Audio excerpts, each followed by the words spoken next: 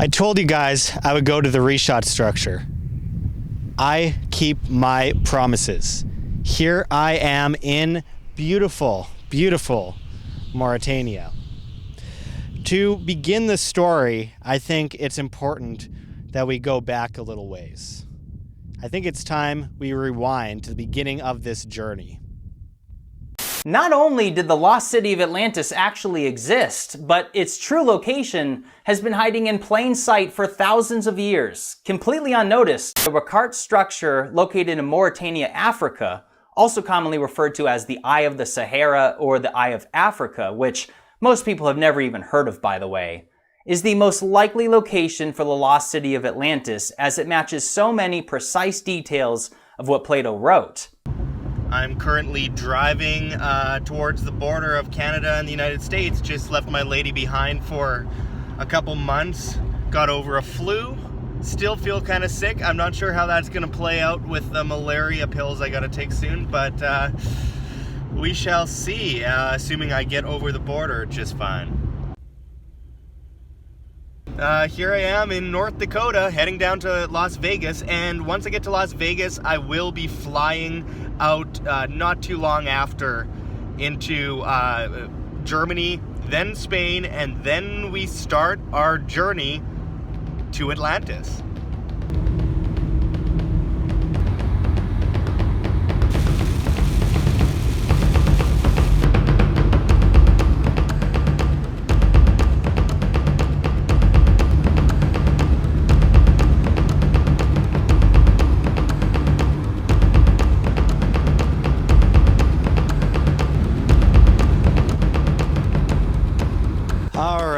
So it is April 24th, 2019, and I got to Las Vegas, like 15 days ago or something like that. And, I had to leave my lady behind. I wasn't too happy about that. But, I have to tell you, I've been like a whole bunch of different emotions going into this documentary, going into this trip to Mauritania, which is, it's kind of like up and down. My emotions are like, most of the time I'm confident and it's like, it's all going to be fine. And then part of the time it's like, I might die doing this. So last January, I was at a bar in Las Vegas, go figure, and I was with a friend of mine named Anam and Micah. And Anam and Micah, he was having a few drinks, I was having a few drinks with him, and we got to talking about ancient civilizations, and he knew about Quetzalcoatl and, Viracocha and these gods and the connection with like Osiris and all these, and Utnapishtim and all that kind of stuff. And so basically I had to tell him about this thing that I saw from Bright Insight, Jimmy from Bright Insight on YouTube, regarding the Richat Structure and the notion that it could be Atlantis. So I told Anam and Micah about this. He runs the Voluntarist Brotherhood. It's a bike group. And he's like, well, why don't we go? We should go there. And I'm just thinking like, are you drunk? And then I'm like, I answered the question in my head. I'm like, he is drunk. And I'm kind of tipsy myself. But yeah, let's do that. And then the next day I got up and I'm like, are you sure you want to go to Mauritania? Are you sure? Like, do you remember any of this conversation? And he's like, yeah, I'm totally down to do that. Let's do that. And so there it is. All right. So it's not the worst backpack I've ever seen. And by the way, I'm not wearing long sleeves there. Part of the culture in Mauritania is that you wear like baggy kind of things and don't show your elbows or your knees. So, but I mean, you gotta cover up from the sun. What's worse, sweating from being underneath long sleeve clothes or burning to death from the sun? I don't know. Both sound not ideal. The Eye of the Sahara. Staring into the heavens, this beautiful, magnificent sight that's almost never been visited by man stands apart from any other structure in the universe. Many say it's a collapsed volcano. Well, if so, it's a 25-mile wide collapsed volcano. Many say it's a meteor impact crater. If so, no other craters in the known universe look alike. But Atlantis? You may ask, why on earth would one travel to the middle of the Sahara Desert in what is considered an Al-Qaeda red zone to search for Atlantis in the desert? All great men take stupid risks for the sake of future information. Often they fail, often they gain nothing. Often they change the world.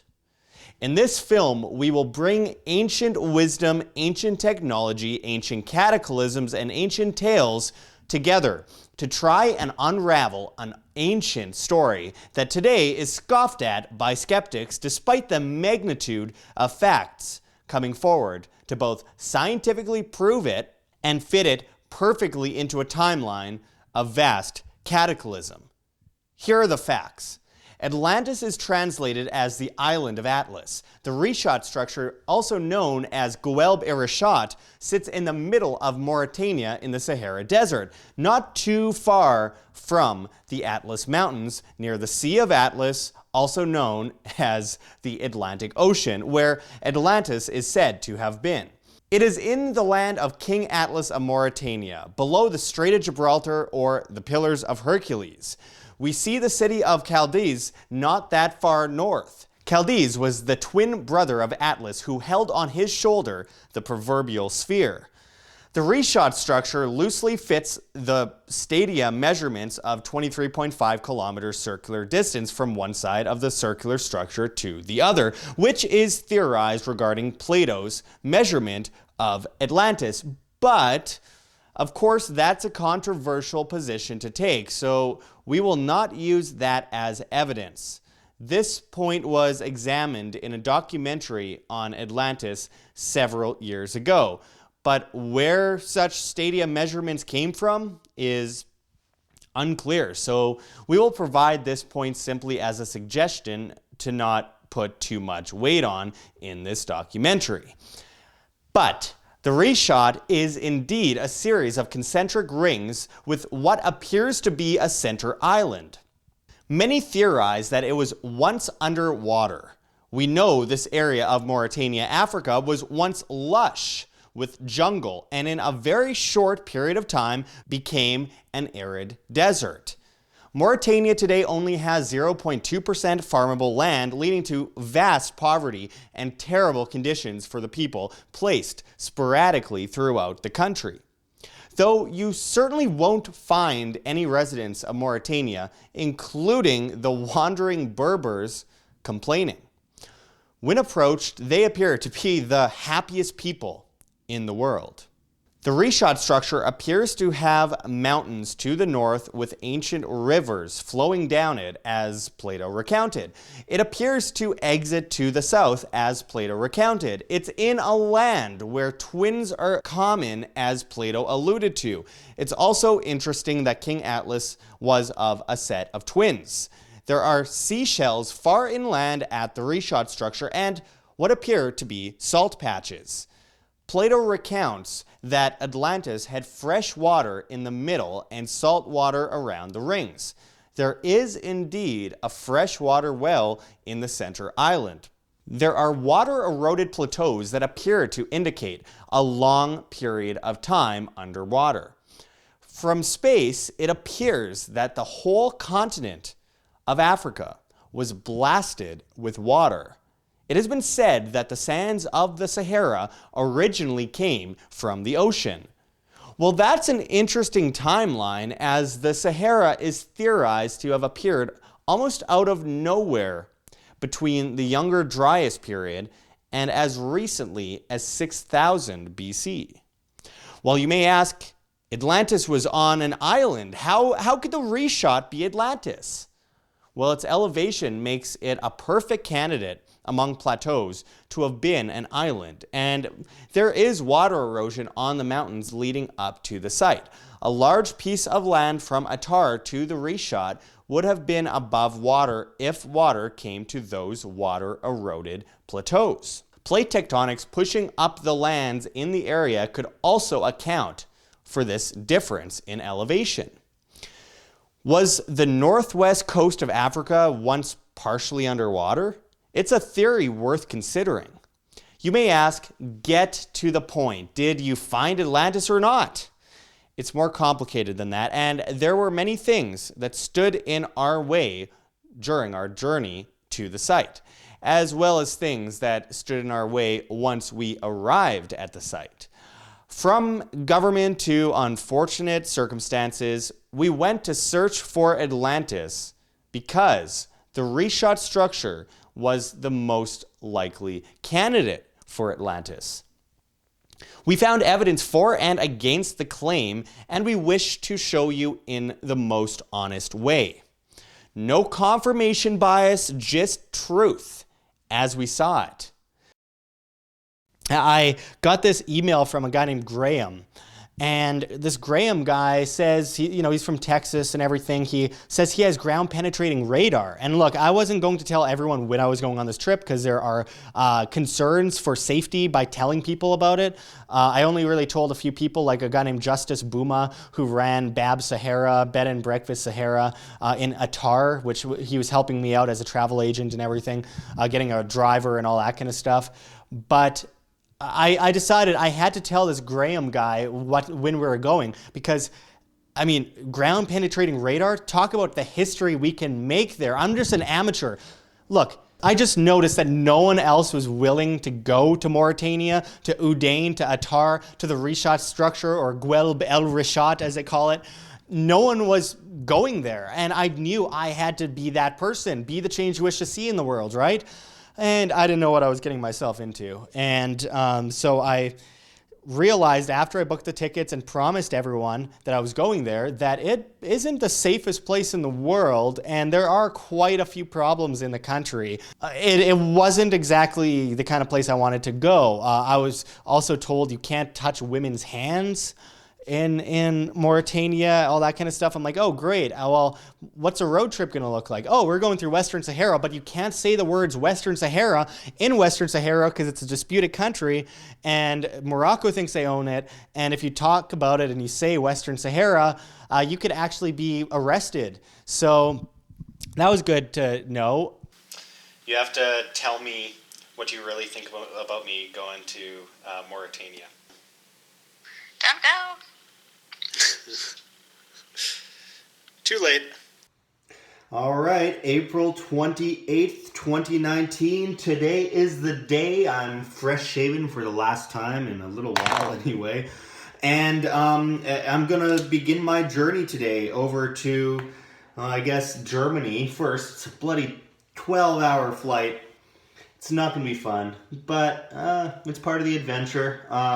We're going to be heading over to Frankfurt, Germany, where I'm going to be catching a plane the next day, tomorrow, over to Sevilla, and that's in Spain, of course, and then we're going to drive to the Strait of Gibraltar, head on down the coast through Morocco, Western Sahara, into Mauritania, where we will meet Graham, the guy with the ground-penetrating radar, who I'm excited to meet finally, in Nouakchott, the capital of Mauritania. So that's going to be interesting. We're there to find the truth. This isn't about, this isn't about proving our bias or confirming our bias. This is about being able to prove something one way or another. If we find out it's an ancient volcano, good. We found out it was an ancient volcano. That's new information we didn't have before. And we could scratch Atlantis off the list and keep looking elsewhere, or look for the concept anyway. And if it's a crater, which there's not really any evidence of, but hey, if we find out that it's a crater, cool, we find that out too. And if it has something to do with plate tectonics, we might find that out. If it's Atlantis, we will find out it's Atlantis. Nonetheless, this isn't about proving ourselves right. This is about proving one way or another. What is this place, and what can we learn from it?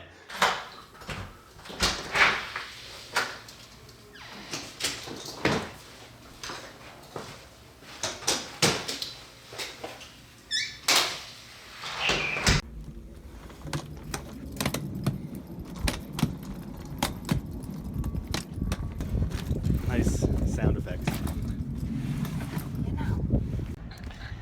Aaron texting and driving on the way to the airport as if there weren't enough threats to my life on this trip.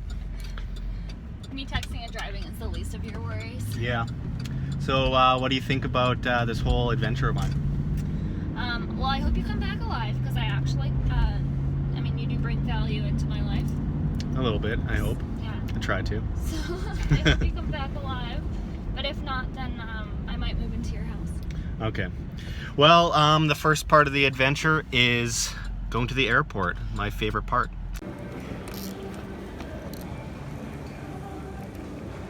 Well, finally leaving Las Vegas, and I am never going to get used to this in Las Vegas. It's so ridiculous. There are slot machines everywhere. Pharmacies, gas stations, you name it.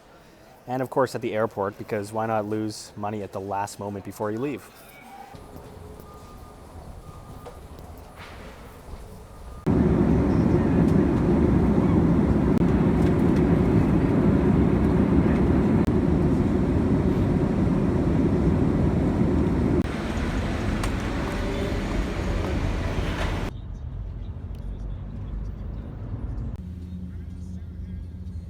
This is the face I make when I'm wondering what the hell I'm doing in Frankfurt.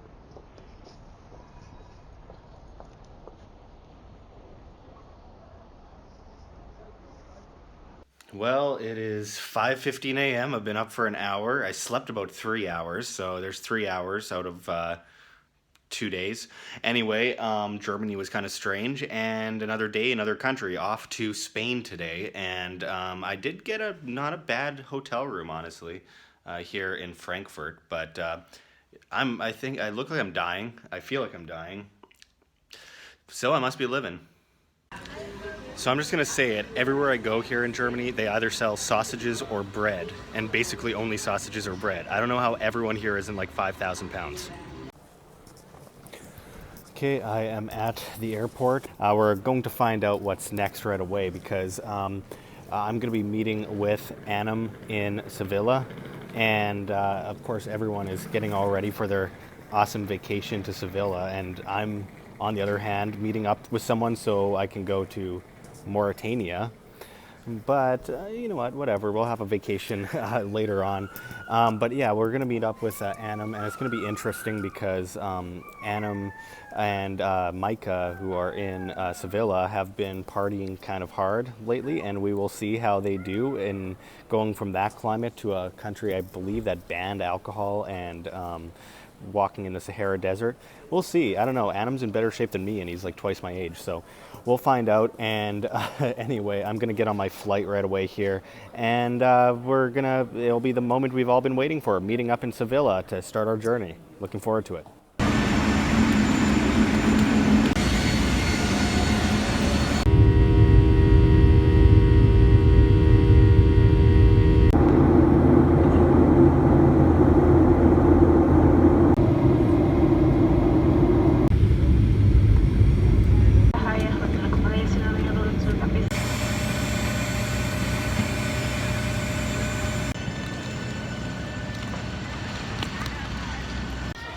Okay, I have touched down in Seville, and look who's here.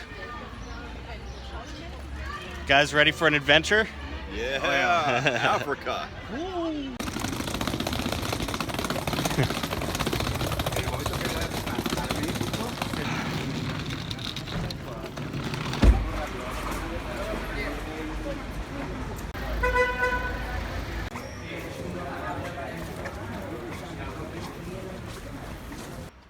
All right, today is the day that we head down to Africa. I think we'll be heading over to Tangier first, so that'll be interesting. All new places, new country every day, and it's beautiful.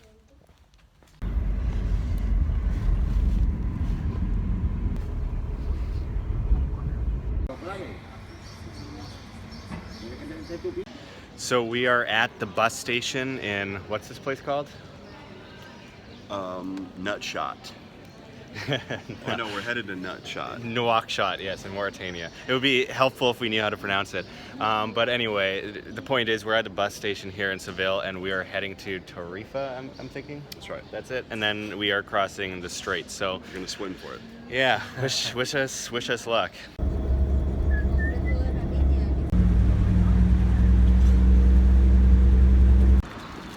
We stopped in some kind of small town. I'm not sure exactly what it is, but this is what I'm gonna miss in Mauritania. Food. I'm gonna miss food very much. And a lot of things like air conditioning and water and life and all that stuff. But it's part of the adventure.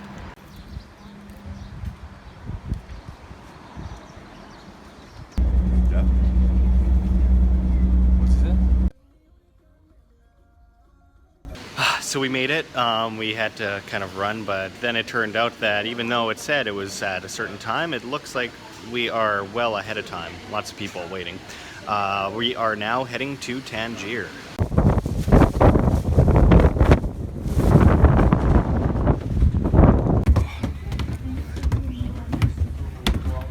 Also definitely in the back, like some biker and a beanie.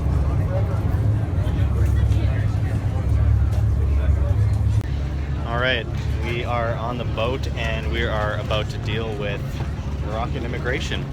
You know, I got into Spain and there was absolutely zero immigration, so this is new to me.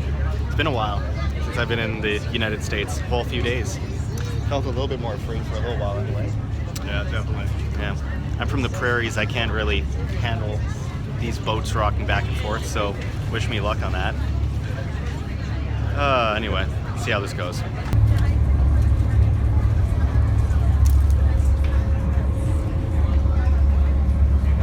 Some rough seas.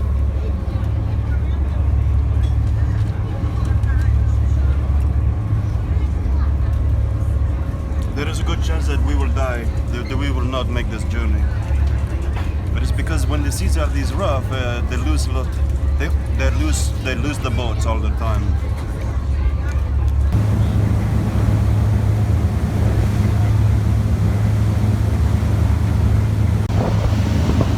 We have arrived. All right, you ready to step foot in Africa for the first time? I am. Yeah. We're alive still. We didn't have to swim after all.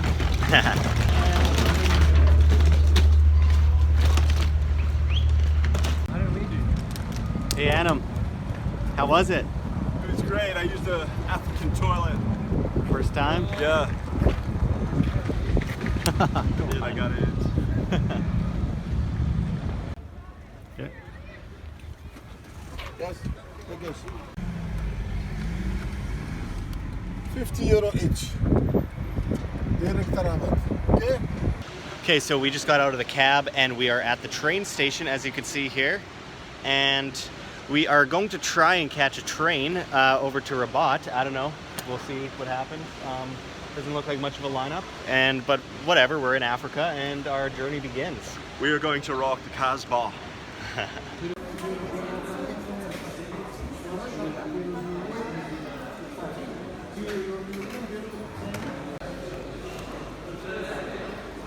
At long last, we got our tickets. The card worked, and we are off to Casablanca. I feel like half of this trip is exchanging currency over and over and over again. I am now walking through the streets of Tangier in Morocco, trying to find an ATM so I can actually use money, and it's like telling you like a billion different currencies I've been through in the last while, and I think I have to deal with agouillas next in Mauritania. It's just, man, but it's beautiful though. Absolutely beautiful in this city. Ancient, you could tell. And there's a Hilton here, if anyone's ever wanting to stay. I'm gonna check in the mall for this stuff now. Yeah, it's one of those days. The mall was pretty nice. I'm gonna have to get used to everyone looking at me funny though. I kind of expect it though, I mean really. I'm out of place.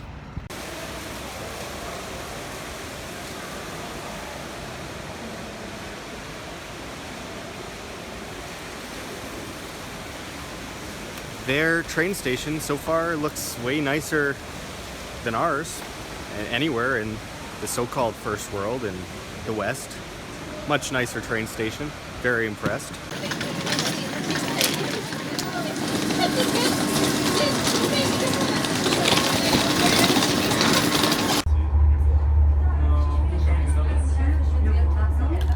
It is. It says, talk about leaves. Leaves.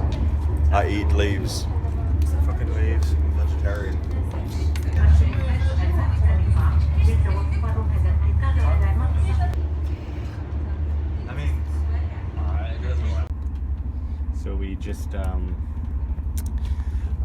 ourselves to first class.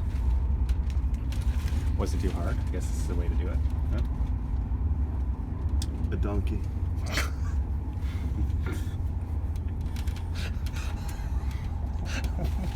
Well said.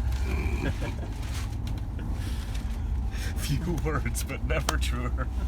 Right. Well, we've arrived in Casablanca. I'm not sure what our next move is. We are going to attempt to find out where we go next. I don't know how this is all going to work. Another train, another bus. I don't know. It's going to be interesting.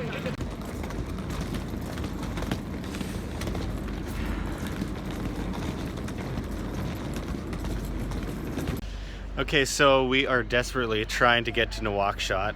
It's incredibly difficult. You know, online there's 50 different examples of how to get there, but none of them work for us. Well, we got first class. It's not so bad. We got some leg room and, you know. It smells like dirty feet in here. Yeah, it smells terrible. And we got Casablanca. But we're heading... We're heading to Marrakesh, and then from Marrakesh to Agadir, and then Agadir to Dakhla, and then Dakhla to Nouadhibou, and Nouadhibou to Nouakchott. Dude, it's gonna be so crazy trying to catch each bus and train, going on and on and on. Like, it's gonna take so long to get there. It's further than it looks. Like, on the map, it does not look that far. And then it's like days and days and days of traveling at high speed on a high-speed rail. You just never get there. It's crazy. But eventually we'll get there. Hoping. From there, we frantically searched for a bus from Marrakesh to Agadir. After nearly missing the bus, we made it, and off we went, once again to Agadir. Once in Agadir, we realized we were starting to get into the thick of it. We got off at a bus station filled with flies. No one was working there. It was dark. Everyone was staring at us. We realized there were no buses and went to find a hotel. The cab driver immediately saw opportunity and attempted to extort us. He told us there were no hotels under $130 a night. We saw through that pretty easily. Anam knocked on doors in the dark streets of Agadir, eventually finding a hotel with 3 beds for $36 a night. After being up forever driving around Morocco today, and getting in a cab in Agadir looking for a hotel room because the Dakhla bus is going to take forever to get to. Or we have to wait a whole long time. Cab driver tried to rip us off. We showed him that there's cheap hotel rooms, and then we got this hotel room here for a pretty decent price. Whole issue is getting to Dakhla tomorrow, and it's like a 20-hour drive, and then on top of that, we got to deal with getting 10 hours there to Nouakchott, and then another like 4 or 5 hours to Attar, so it's still a long, long journey. I guess we could say we're just under halfway through, but we'll get there. It's just, it's getting a little bit sketchier every time we go a little bit more south. Things get a little bit more weird. Lots of nice people, but it's feeling a little out of place. We've been lied to. We've been misled. We've forgotten our own past. We've been told that humanity existed for hundreds of thousands of years without developing until suddenly, in the year 3000 BC, primitive people threw down their spears to build the most magnificent structures humanity has ever been capable of. This is an old guard belief system that has been thoroughly debunked. Still, many in the archaeological community remain stubborn and cling to ideas brought to the mainstream attention, much of this information being completely assumed and not proven hundreds of years ago. If you repeat something enough times, people will begin to believe it. Atlantis is a place of great legend. The question people have been asking for literally thousands of years is, and I quote, "Was it a real place? A fictional example of a society that rises and falls? Or was it a bit of both?" End quote. Like most legends, they're inspired by bits of truth. For millennia, ancient civilizations from all over the world without apparent connection to each other have come up with almost the same storylines in their legends and religious Genesis stories. For example, the Epics of Gilgamesh and the story of Utnapishtim and the Great Flood in ancient Babylon, found on tablets considered to have been written around 2100 BC, though some believe as far back as 3000 BC, which is a timeline we will get back to later. The given date for Gilgamesh is of course assumed, but nonetheless it is considered to be one of the first examples of literature in history. There are parts of the storyline that seem unlikely, but nonetheless, the Epics of Gilgamesh go as so. As it says, "I will proclaim to the world the deeds of Gilgamesh. This was the man to whom all things were known. This was the king who knew the countries of the world. He was wise, he saw mysteries and knew secret things. He brought us a tale of the days before the flood. He went on a long journey, was weary, worn out with labor. Returning, he rested. He engraved on stone the whole story." Gilgamesh told the story recited to him by Utnapishtim, a king who had once ruled thousands of years earlier. The king survived the great flood, which brought to him the reward of immortality. This reward was due to the king preserving the seeds of humanity in the face of extinction. There were 4 gods who lived on earth: Enlil, the enforcer of divine decisions; Anu, the lord of the firmament; Ishtar, goddess of war and sexual love; and Ea, lord of the waters, man's natural friend and protector. The world multiplied and advanced and became loud. Enlil found the world so loud he could not sleep, so the gods agreed to exterminate mankind. Ea, feeling pity for Utnapishtim, instructed him to build a boat in which he and his family could survive. As the tablets read, "Tear down your house and build a boat, abandon possessions and look for life, despise worldly goods and save your soul. Tear down your house, I say, and build a boat with her dimensions in proportion, her width and length in harmony. Put aboard the seeds of all living things into the boat."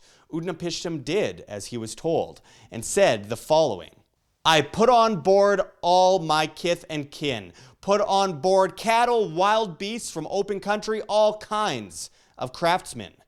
The time was fulfilled. When the first light of dawn appeared, a black cloud came up from the base of the sky. It thundered within where Adad, lord of the storm, was rising. A stupor of despair went up to the heaven when the god of the storm turned daylight to darkness, when he smashed the land like a cup. On the first day, the tempest blew swiftly and brought the flood.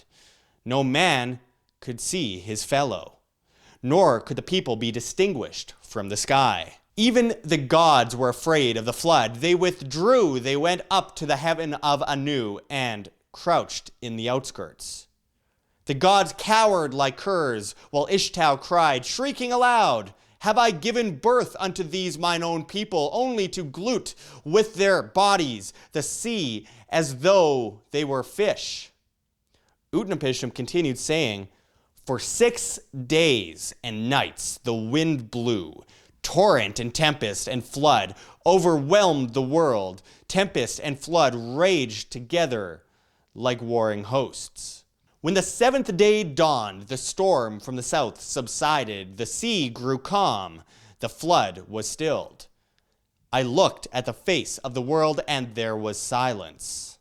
The surface of the sea straighted as flat as a rooftop. All mankind returned to clay. I opened a hatch and light fell on my face. Then I bowed low. I lay down and I wept. The tears streamed down my face, for on every side was a waste of water.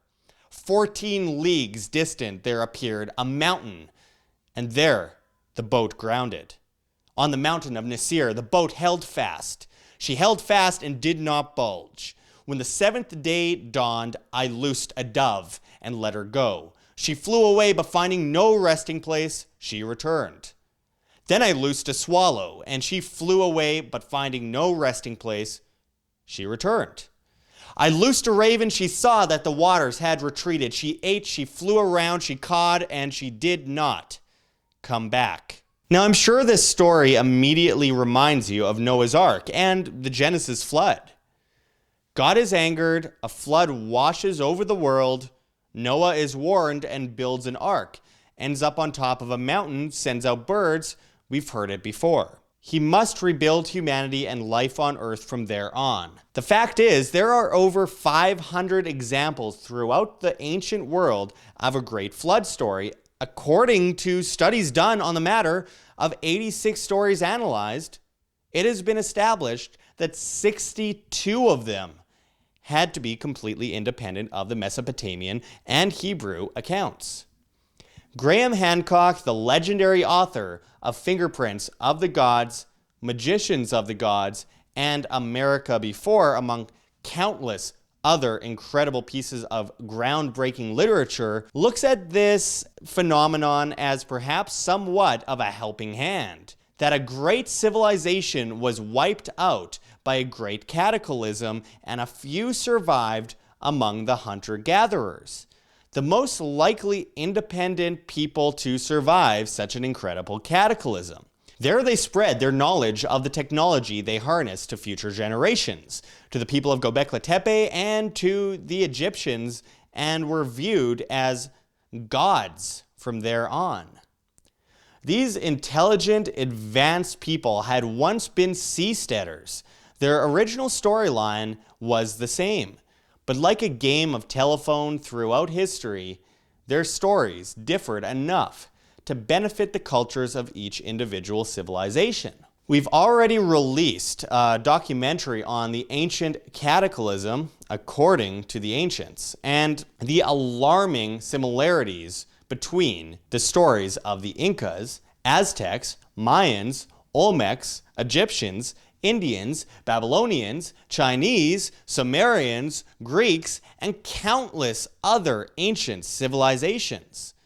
We won't go over all of the examples as it took an hour-long video to just partially break it down in our past documentary, but for reference, the viewer may watch our past breakdowns of this phenomenon. Nonetheless, religions and cultures around the world swear by this handed-down knowledge. Knowledge we will break down further in this film. Yet, Atlantis is generally laughed at as nonsense, and even to some, as conning. Plato was a great historian. The notion of Plato making up the story of his ancestor Solon meeting with an Egyptian elder in Sais who recounted this lost land of greed and misfortune is more unlikely than it is likely.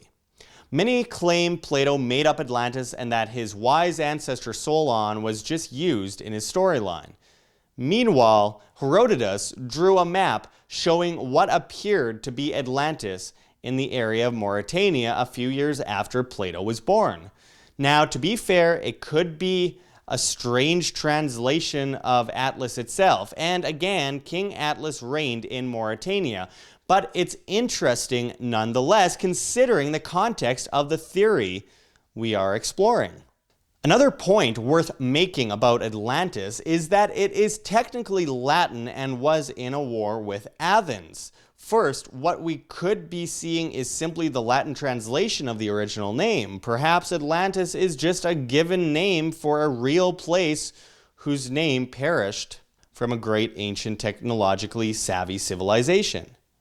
Second, as far as we know, Athens certainly did not reign as a city in the time frame of Atlantis, which would have been situated around the Younger Dryas period. But civilizations always inflate their grandeur with exaggerations as if they are all that has ever been and all that will ever be. For example, on our journey through Morocco on a train as we traveled, we spoke to a man near Casablanca. and ended up talking about ancient poetry. He talked about how much he loved Mauritanian poetry, and I noted how ancient Mauritania truly is, as well as Libya. He had a strange reaction and insisted to us that Morocco has been there forever because his government told him so, and that all other countries today stole the land from Morocco. That Morocco is the oldest and greatest country in the world. When I questioned this, he looked in the direction of a government official and made up a story hastily about how he had to go and do something. He looked scared. If this kind of illusion of grandeur exists today, imagine what it looked like in the highly complicated times of ancient Greece. Though with that said, it is true that an island has recently re-emerged from the water near Greece, showing extraordinary white marble ruins that predated the Greek Empire and seemed to create a route towards ancient Egypt. So there is, of course, a lot more to be explored as far as the true age of Greece and their culture. We woke up in Agadir, which was quite different from waking up in Seville. We were still in a minor state of culture shock, and our bodies were falling apart from a day of constant travel and stress, running around trying to find trains and buses. While the trains were now behind us, we had a 24-hour bus ride ahead of us.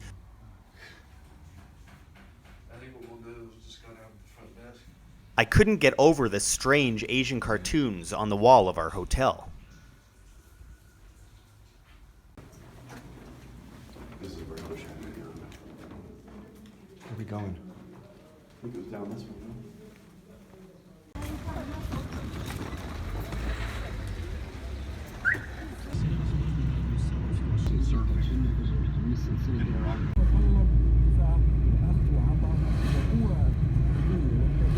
أعضاء المجلس العسكري الانتقالي الحاكم وقال إنهم سيسلمون السلطة الطويلة. Oh, I forgot. Here a man randomly takes my bag out of my hand and tries to get a tip out of me. Not today. Last bit of food and drink. What do you got there? Just a small latte. Got a latte. All right. Here it is, cafe au lait. And we are still in Agadir, and I asked for an orange, and I got orange drink, but you get what you pay for. The 24-hour-long bus ride we were about to get on had no bathrooms on the bus, few food breaks, and many mishaps. Are we able to get on? Yeah. There are people getting on. Why are we not? Right? That one's the one to dock on. Oh, yeah. All right. I can't stand it. We're on the road.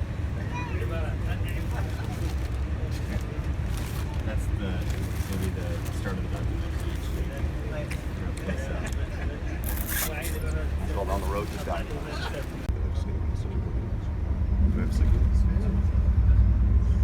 The beauty of the country was apparent, but the constant travel was killing us.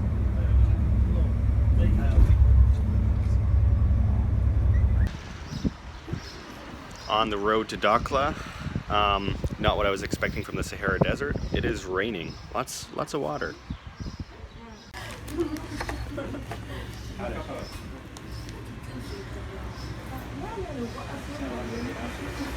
First impression of the Sahara Desert. Cold, rainy, exactly as we expected. Reminds me of my island. Shit. An elderly man sat in front of us, a nomad. He had never seen a white man before. He stared at us. Anam shared snacks with him. It appeared as though the nomad had never been in a moving vehicle before either. He was constantly in a state of shock. I realized we weren't the only people on an adventure.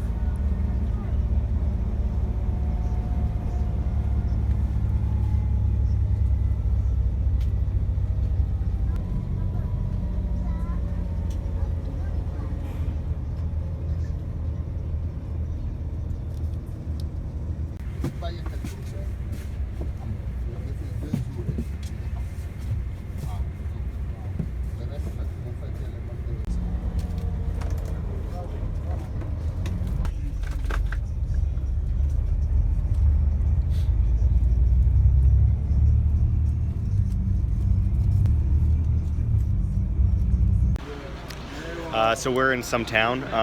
It's actually pretty nice. Good infrastructure and all that. I think it's called Guelb. Yeah, here's a map behind us. That helps. Guelb, maybe where we are. Guelb, that's it, yes. And we are not going to Assa or Zag. We are going to Tantan and Boujdour and Dakhla. And we're somewhere in between Assa and Djibouti. You just can't get enough of the Djibouti. Just never ends. Seems like a nice person. I couldn't help but notice that the surrounding landscape appeared as though it was once a seabed.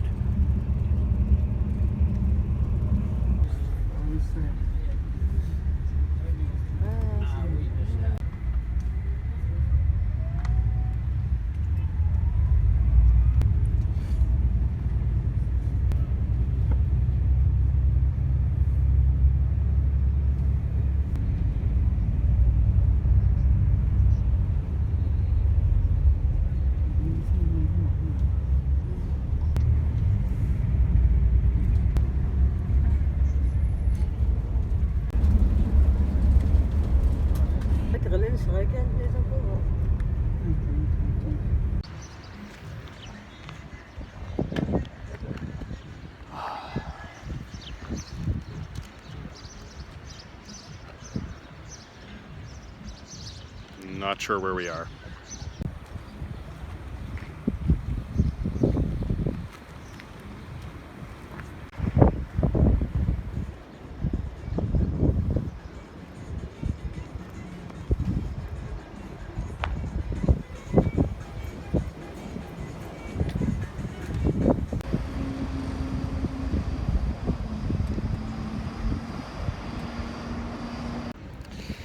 So these guys, they insist that while I was sleeping, there was a checkpoint, and then they went through and questioned us.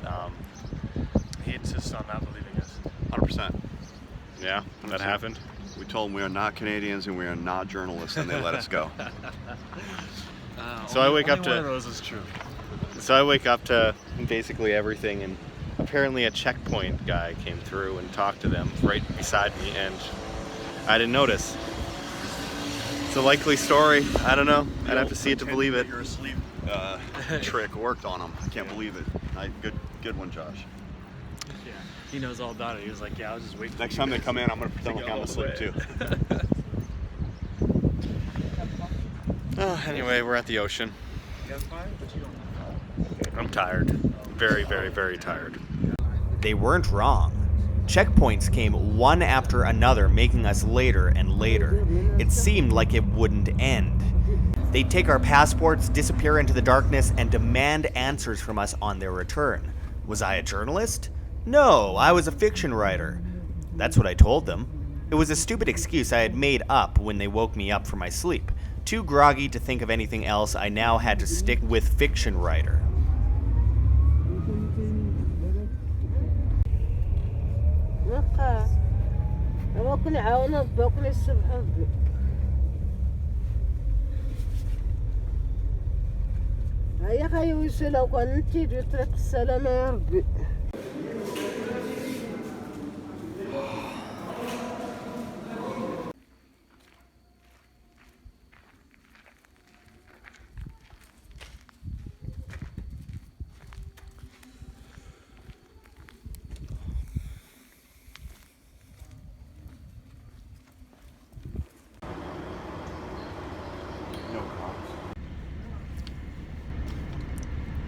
They keep taking my passport every hour or so. You thought we were lying. Yeah, I thought they were lying. It's true though. Like a million checkpoints. They say it's for our safety. I feel pretty safe. Well, when they're not around anyway. Here, a man is removed from the bus and arrested for trying to climb on the seats. The man was talking to himself and going crazy. It put us behind several hours, causing us to miss the next bus in Dakhla, Western Sahara / Morocco.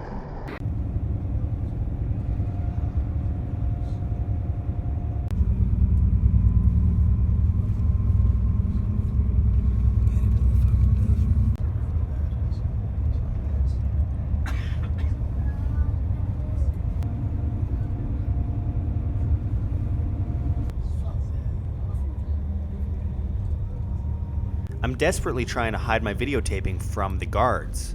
I knew I needed footage of the checkpoints, but I was seriously concerned about the ramifications. If I got arrested, that trip was ending fast.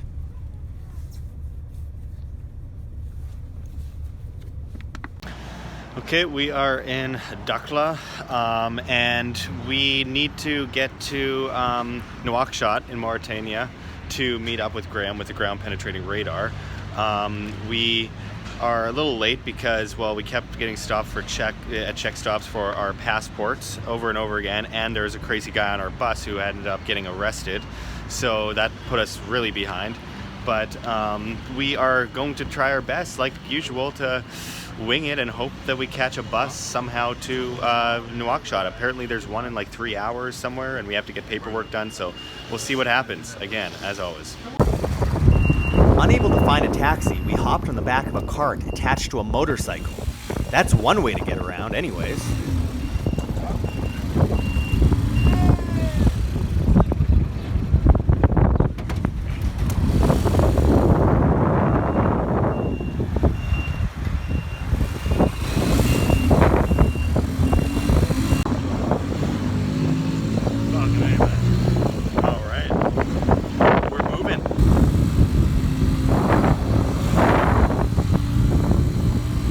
We were told we had to go to the police station to get papers to cross the border.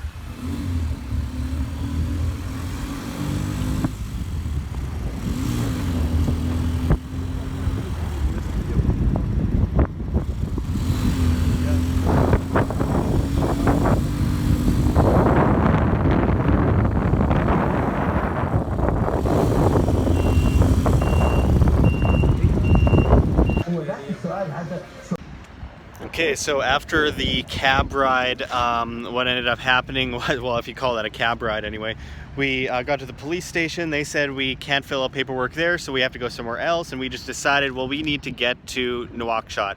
So we'll figure out all the paperwork at the border.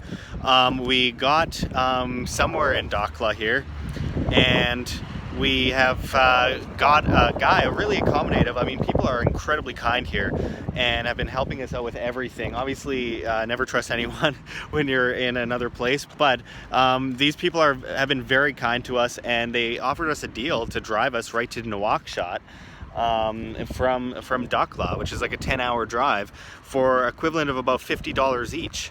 So that's not bad at all, and I'm actually seeing a lot of Westerners out here walking around, though we do get some strange looks just because we're out of place, obviously. But this is a really beautiful city, and it's actually cooler than a lot of places in the US. I was expecting it to be a lot hotter here, but I'm really enjoying this place. I've just had a meal at a place called Hotel Al Aram.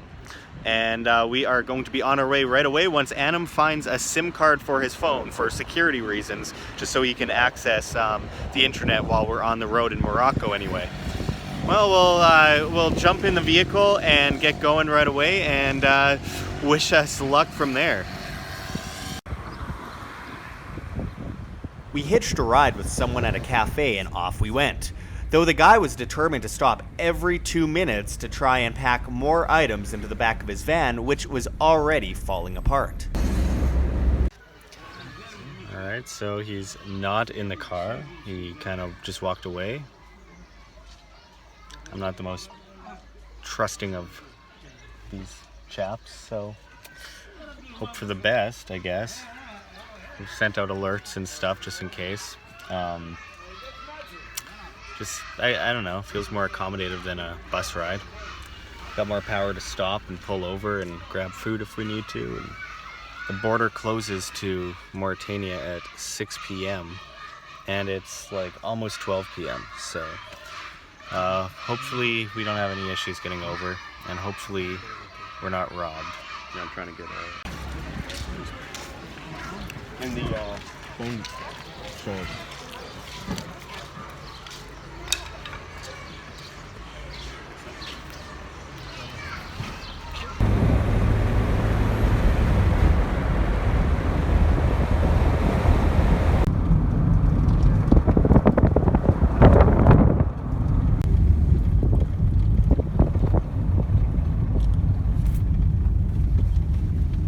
We had 6 hours to go, but the driver, who didn't speak a word of English, was nicer than us.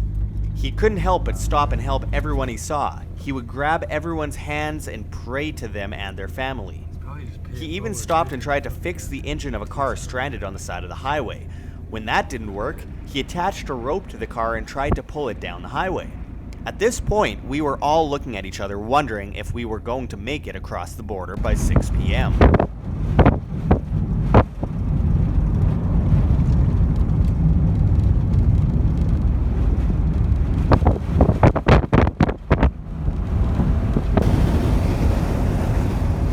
There was no air conditioning, and I was getting air blasted with hot, sandy air. He wouldn't let me put the window up for hours.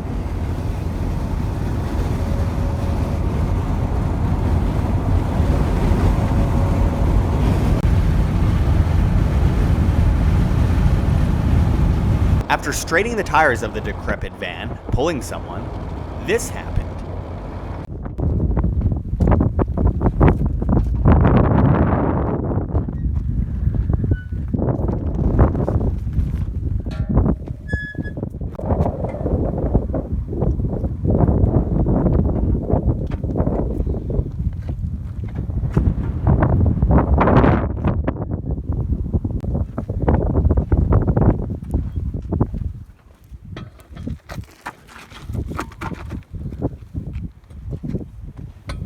Brake on this?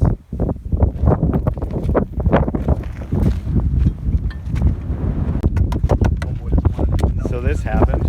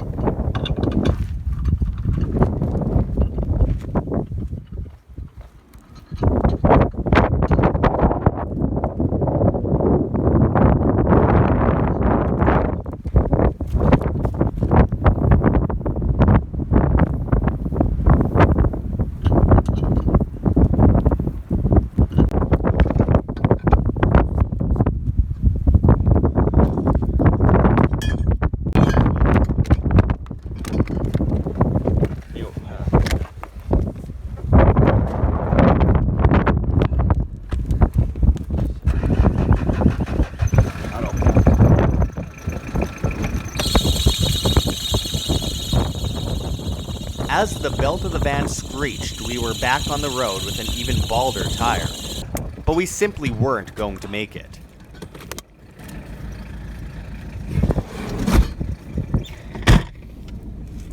Yeah, I think the belt is like, that's way to get.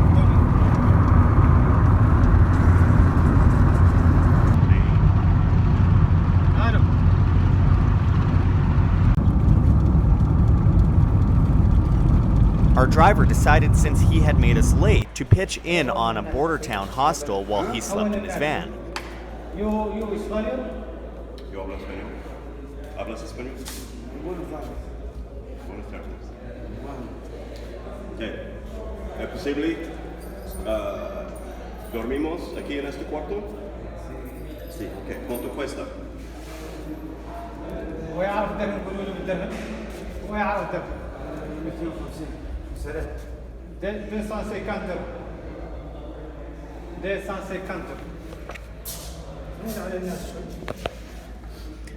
We had to wait another day to get to Mauritania. We were so close. The hostel was likely the worst place I'd ever slept. And it continues. Tire blew. We end up at the border late, and they won't let us through, and we are in whatever this is. Flies everywhere. It's kind of like 6 p.m. and we can't really do anything till tomorrow, so. Here's my life, grind in your 20s, build in your 30s, chill in your 40s. That's my life. Alright, so this pillow is disgusting and it has Hello Kitty on it, and there are bugs all over the wall, and there's sewage behind us, but we are on our way to Mauritania. I think we made it like 10 kilometers from Mauritania. So close, but apparently they close the border at 6 p.m. and people can't walk from point A to point B. Sounds familiar. We got some good old black mold on the ceiling. Yeah. It's pretty nice. It feels great on my already damaged lungs. And a hole in the floor for a toilet, so.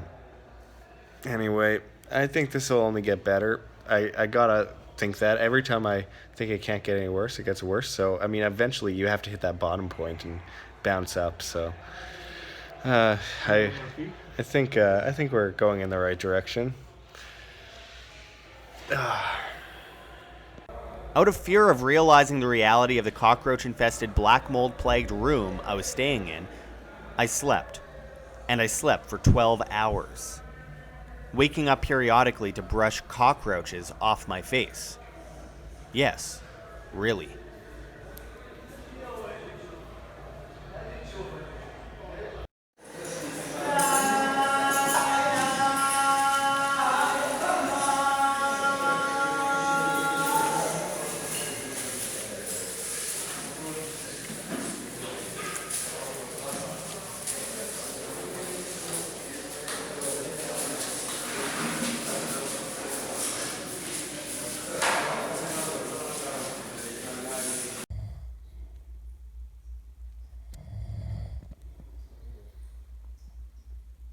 According to Plato, as I noted, the story of Atlantis allegedly comes from ancient Egypt. Now, like the Tower of Babel, people became so advanced that they became gods, and there was no more need for the true gods. So the gods struck them down.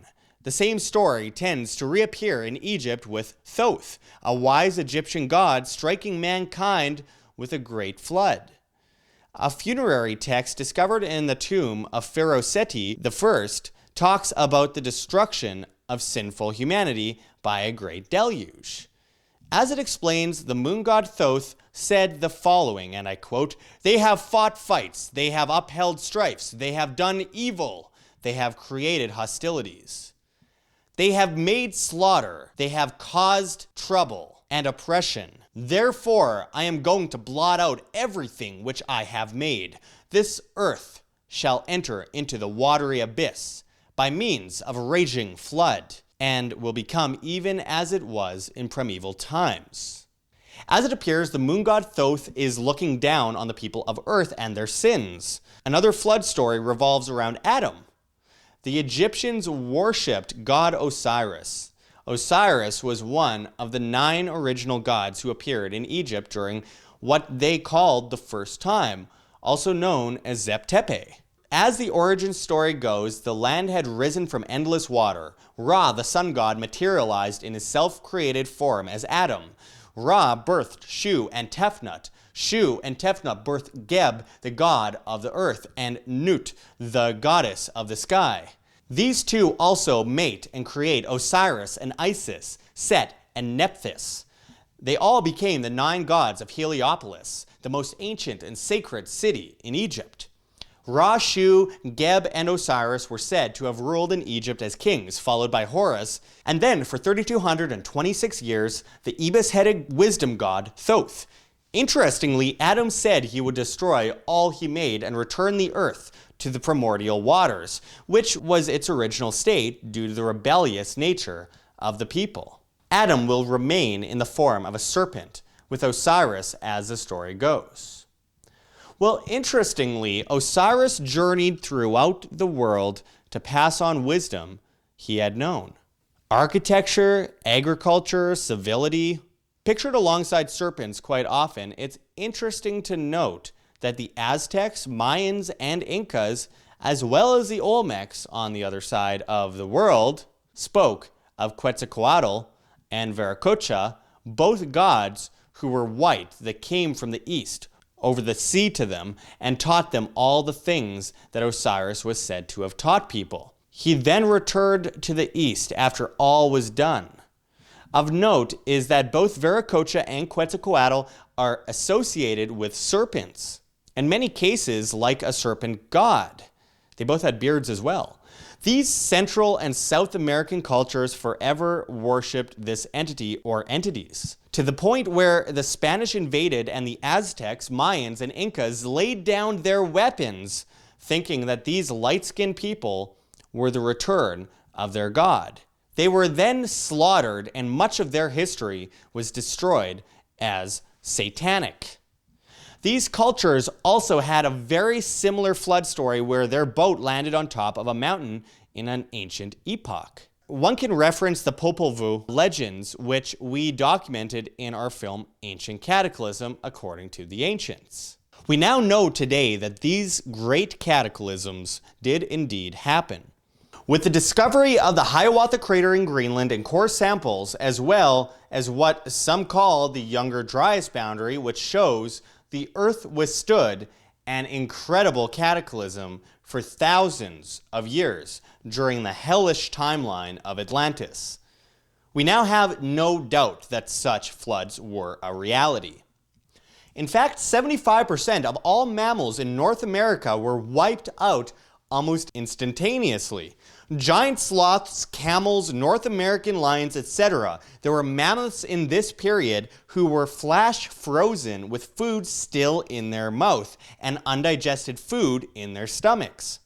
So isn't it interesting that this all occurred around the same period surrounding the Younger Dryas period that Atlantis is set to have been destroyed in a day and night of misfortune? The same time frame as Noah's Ark and the Epics of Gilgamesh, the same time frame as that of the Egyptian so-called first time.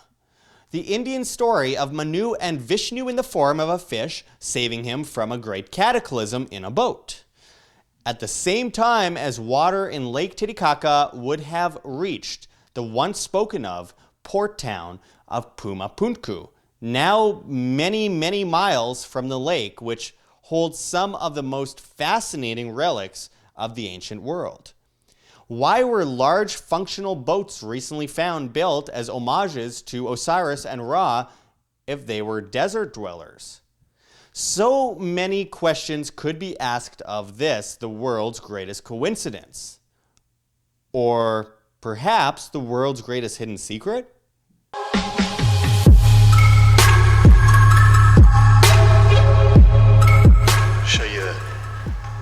I'll show you the crib. So here, as you can see, we got some custom-made mold up on the ceiling. We got a bed with an old mattress. That's the bedroom. Yo, show the bedroom. Yo, show the living room area. Yo, check this out.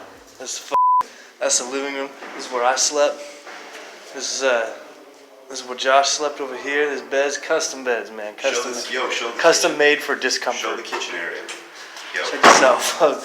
This is where we can eat, man. We got all this room around here to put like food here. Put one guy right there. Oh, dude, check that out. One guy sits over here. Yeah, dude. There we go. But then check this out. Check this out, dude. This is legit. Bathroom area. Boom. Sink. Oh, it's a dark hole. There's no lights up in this B. Dude, let me get some flash on this. Oh, yeah. Custom ribbing for your feet. This is our quality shower right here. Boom, dude, we got one up top. Check out that pressure, bro. Check out that pressure. And we got one down below for your feet. Don't forget our sick Hello Kitty pillowcases. Oh, yeah, With dude. roaches. Roaches. What is that? Some kind of, a jumping? Oh, dude, I don't even know these bugs. We got some black mold on the ceiling. We don't even have to Yeah, dude. I almost got it. Check out our quality mirror. This guy's Brazilians. Hell yeah. That's why they lived through apocalypse. All right, so we woke up to some really nice chanting and morning prayer here by the border of Mauritania and Morocco. Actually slept really well. I won't show you right now, but there's an interesting bathroom where you got a little tap and, you know, you wash yourself off and, you know, the usual hole in the floor kind of toilet, but I don't know. It seems worse than it ended up being. Anam, what do you think of this whole experience so far? A man of many words has little words. It's been a pretty incredible experience. Something I'm not going to be forgetting anytime soon, that's for sure. Just got to get enough electricity and internet after yesterday's mishap in the desert where we ended up having a flat tire. A man is going to come and pick us up, determined to get us to Nouakchott at 8 a.m. And we go across the border, and then we try to get to Nouakchott as fast as we can. It's about 5.5 hours away. That's where we'll be meeting Graham, and we will go from there to Attar, but we just got to get through the border first, and we'll get a ride out to Nouakchott.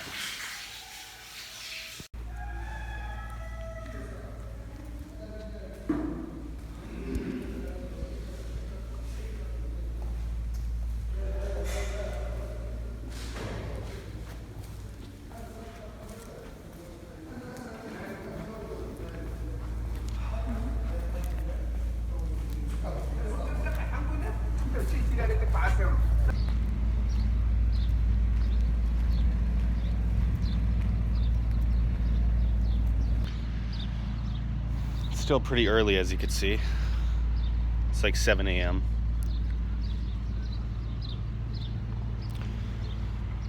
It's pretty cool in the morning. We got a dog over there, a bunch of them, a bunch of strays.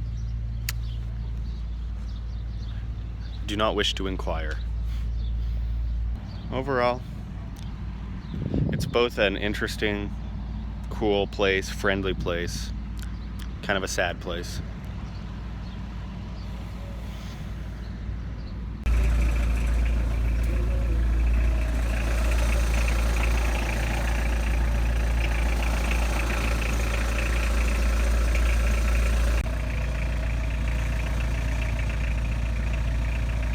That dog's loving you.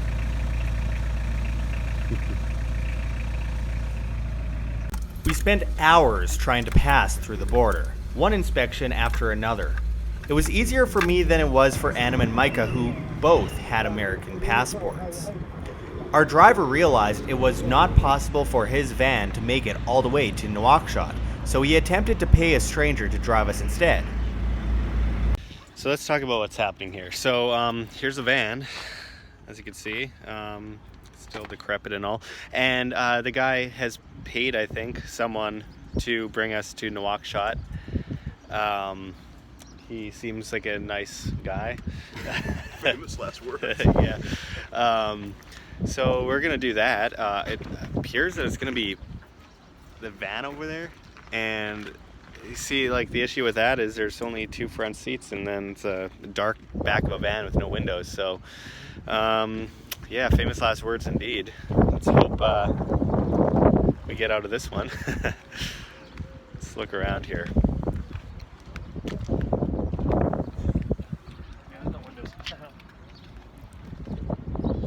Yeah, there are no windows here.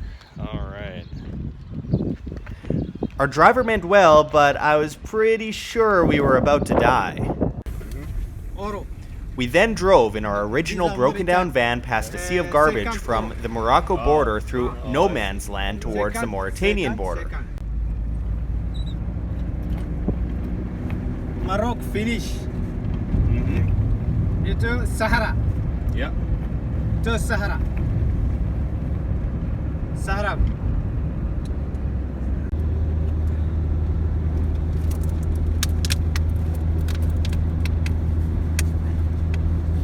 The problem? Well, among many problems, the road ended before the border and was replaced by a minefield with exploded vehicles scattered everywhere.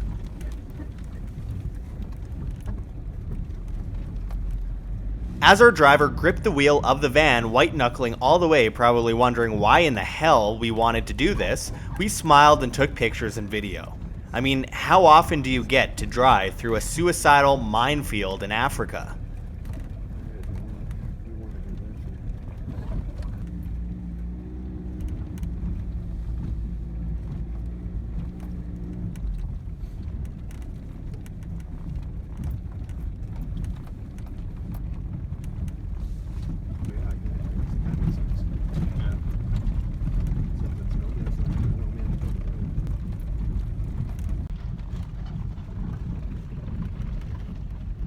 The minefield is a relic from a cool-down civil war over Western Sahara. At one point in the minefield, another man started honking at us, causing our driver to suddenly stop. He then backed out and went around the area he was about to drive over. He had nearly run over a landmine. Finally, we came upon the castle-like border of Mauritania, where we were in for some questioning and a brutally long wait. Our driver brought the van with all of our belongings in it to the other side of the border. Every moment we sat there wondering if he'd take off with nearly $10,000 worth of gear. But it seemed as though people simply didn't steal in Mauritania. There was a strict honor system. Meanwhile, we sat and got scanned and photographed by border agents. Later, a general, before stamping our passports, asked us why we were going to Mauritania. We told him to explore. He responded, "You sure?" It was a welcoming gesture. Well, we're in Mauritania.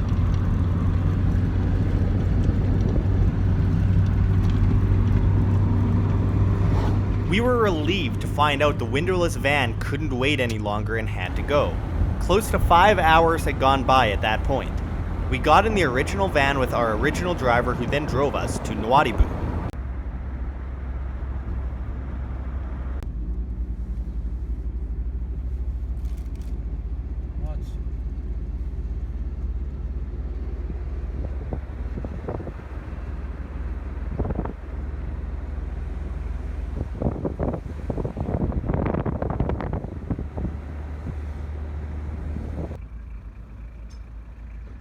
The van wouldn't make it, so the driver desperately waved down every van he saw passing on the highway.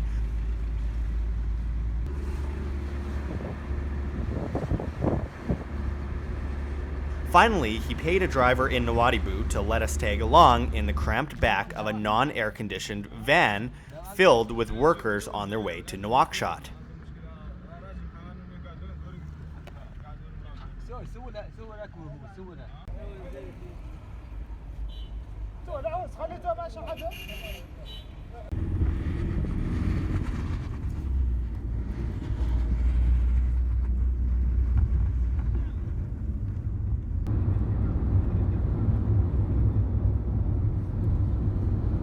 Many hot, tiring, sand dune-filled hours went by, passing towns not listed on any maps as people turned and stared at the crazy white guys walking around Mauritania.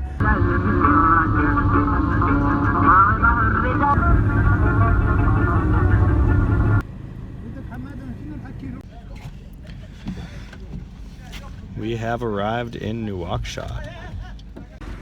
Oh, look, they got food and shit over there. All right. We were greeted by crazy traffic, crazy crowds, and crazy drivers who felt it necessary to drive full speed into oncoming traffic around medians. We survived and arrived at our hotel, Maury Center. Okay, guys, we are at Maury Center Hotel in Nouakchott, the capital of Mauritania, and it's actually a beautiful room. I will not complain about this at all. It's a beautiful room, it's a beautiful place, and so sad that almost no one in this country can afford to be here. Seriously, it's probably the nicest hotel in Mauritania.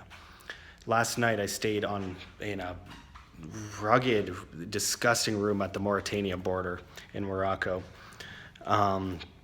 with cockroaches crawling on my face in my sleep and sewage just outside, and just black mold on the ceiling. It was horrible. And tonight I'm here, and other people are still at that place sleeping. And you know, I was lucky. I got one of the rooms. Most people were actually sleeping in little rooms that were not closed off at all to the public. Some people were sleeping outside on the sidewalk with the smell of diesel and stray dogs and cats and whatever kind of animals you can think of. So it's sad, and you know, we traveled all day. It was a 4-hour drive, and it ended up taking almost 12 hours. And I just want to get to the Richat Structure. I will take another day or 2 or 3 sleeping on the floor.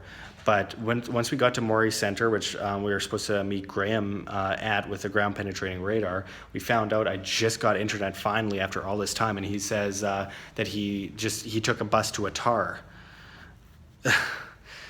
So we can't get to Attar tonight. We have to go tomorrow. I just really want to bring you guys information from the Richat Structure. That's the whole reason I came out here. And it's just been a series of mishap after mishap and government freaking checkpoints everywhere. Everywhere I go, there's a government checkpoint. 15 minutes, another one. 15 minutes, another one. And they keep you sometimes for as much as 20 minutes. Then they don't speak English, which I understand, but then they start yelling at us about you need this or that, and I don't know what they're saying. It's fitting that it might be the birth of civilization, or as we know it anyway. And I want to go to the Richat Structure with this ground penetrating radar and find out anything I possibly can before I go. Graham has to leave in a couple days. Micah has to leave in a couple days. Anam is mostly free, but it's a 4-hour drive apparently from Nouadhibou to Nouakchott. It's like a V-shaped road in the country. But then it's another, what was it again? It said like 4 hours to Attar from Nouakchott. If the other one ended up 12 hours, this one's going to end up even more because Attar is an even more underdeveloped area. Nouakchott's actually rather developed compared to every place I've seen since I was in about Tangier or so, way up north. I don't know what to do, guys. I don't know what to do, but I'm not leaving here. I'm not giving up before I go to that structure and find out whatever I can. But honestly, it's starting to look like I might end up getting stranded there. And Anam and Micah have gone upstairs to the restaurant to eat. I think I'm gonna join them there.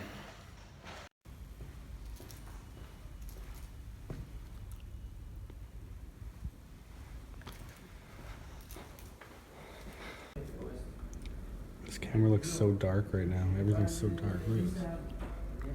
Why is it so dark? And your screen is off? Bias?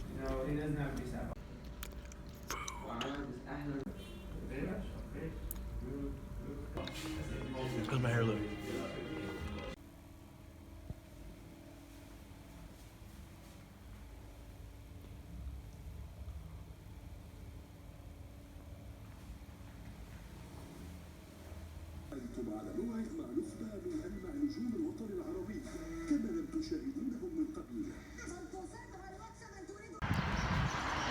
All right, so today I am trying to get aguyas in Nouakchott, and it is increasingly difficult to do literally everything, but I'm doing my very best here. We had some problems. So Graham went to Attar last night, as I mentioned, and now I got a message after not having internet for a while again that he has went to to Oden. So it's just increasingly hard to meet up with everyone here, and it's just one thing piling up on top of another because I can't get a hold of him and I can't tell him to stay put. It's just, I don't know, man. It's just getting so crazy. But we are determined, even if we only have one day at the Richat. So no banks are open, apparently. I don't know how things work here. And by the way, the thing to do here is to literally just walk into the road. But you know what?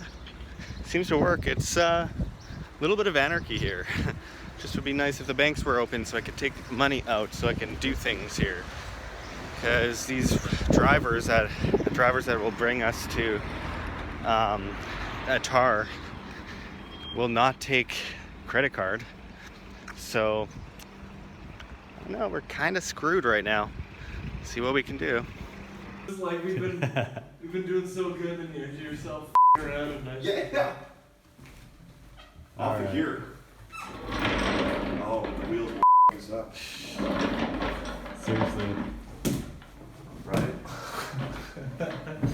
Parkour! Trying to discover Atlantis, and this is what I have to deal with. That's what animals do. Put us in a nice room and just it up. We didn't want to talk about the drapes. Oh, what I did to those drapes last night, I don't see nothing wrong. All right, so none of the banks are open. Coffee time. Coffee? Coffee! An empty plate after a good breakfast before we have very little to no food for the next few days. All right. Okay, so I just got a call from Justice, our travel guy in Attar. And so, as I mentioned, Graham went to Aden, and we probably won't be able to get there tonight. I mean, if we get to Attar by 4 p.m., which is very unlikely, we'll be able to go. But otherwise, there's no night driving, he says. Sorry, it's so dark in here. And so for that reason, we will have to wait till tomorrow. But nonetheless, we will get there. I'm kind of impressed, honestly, that Graham has gone by himself to Attar, not seeing the country like we have. And I mean, it's a very safe place, but nonetheless, it's kind of a scary thing to do by yourself. So I'm really impressed that he went out there. I just really want to document whatever he finds. So, and I can't get a hold of him. The internet isn't working. So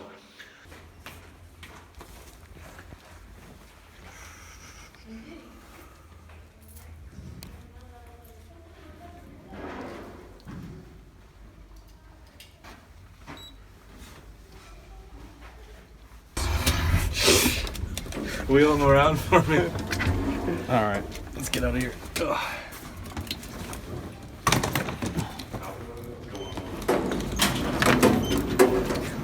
Things like media. Touchscreen, fancy. Jersey. Not as fancy as my bed. Seriously, guys, why can I not get money out of a bank here? Banks are the most outdated thing ever. It's crazy. If everyone just accepted crypto, this would not be a problem.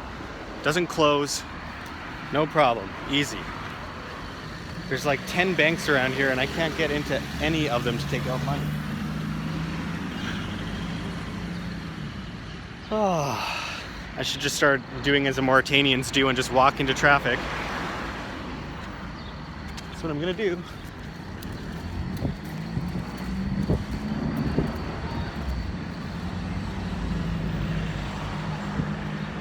Oh my God.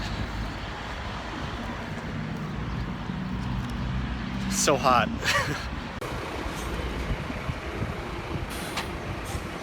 We did everything we could to negotiate a good price with locals to drive us to Attar, where we'd meet up, finally, with Graham. Banks weren't open, cash wasn't easy to come by, but locals were incredibly accommodative.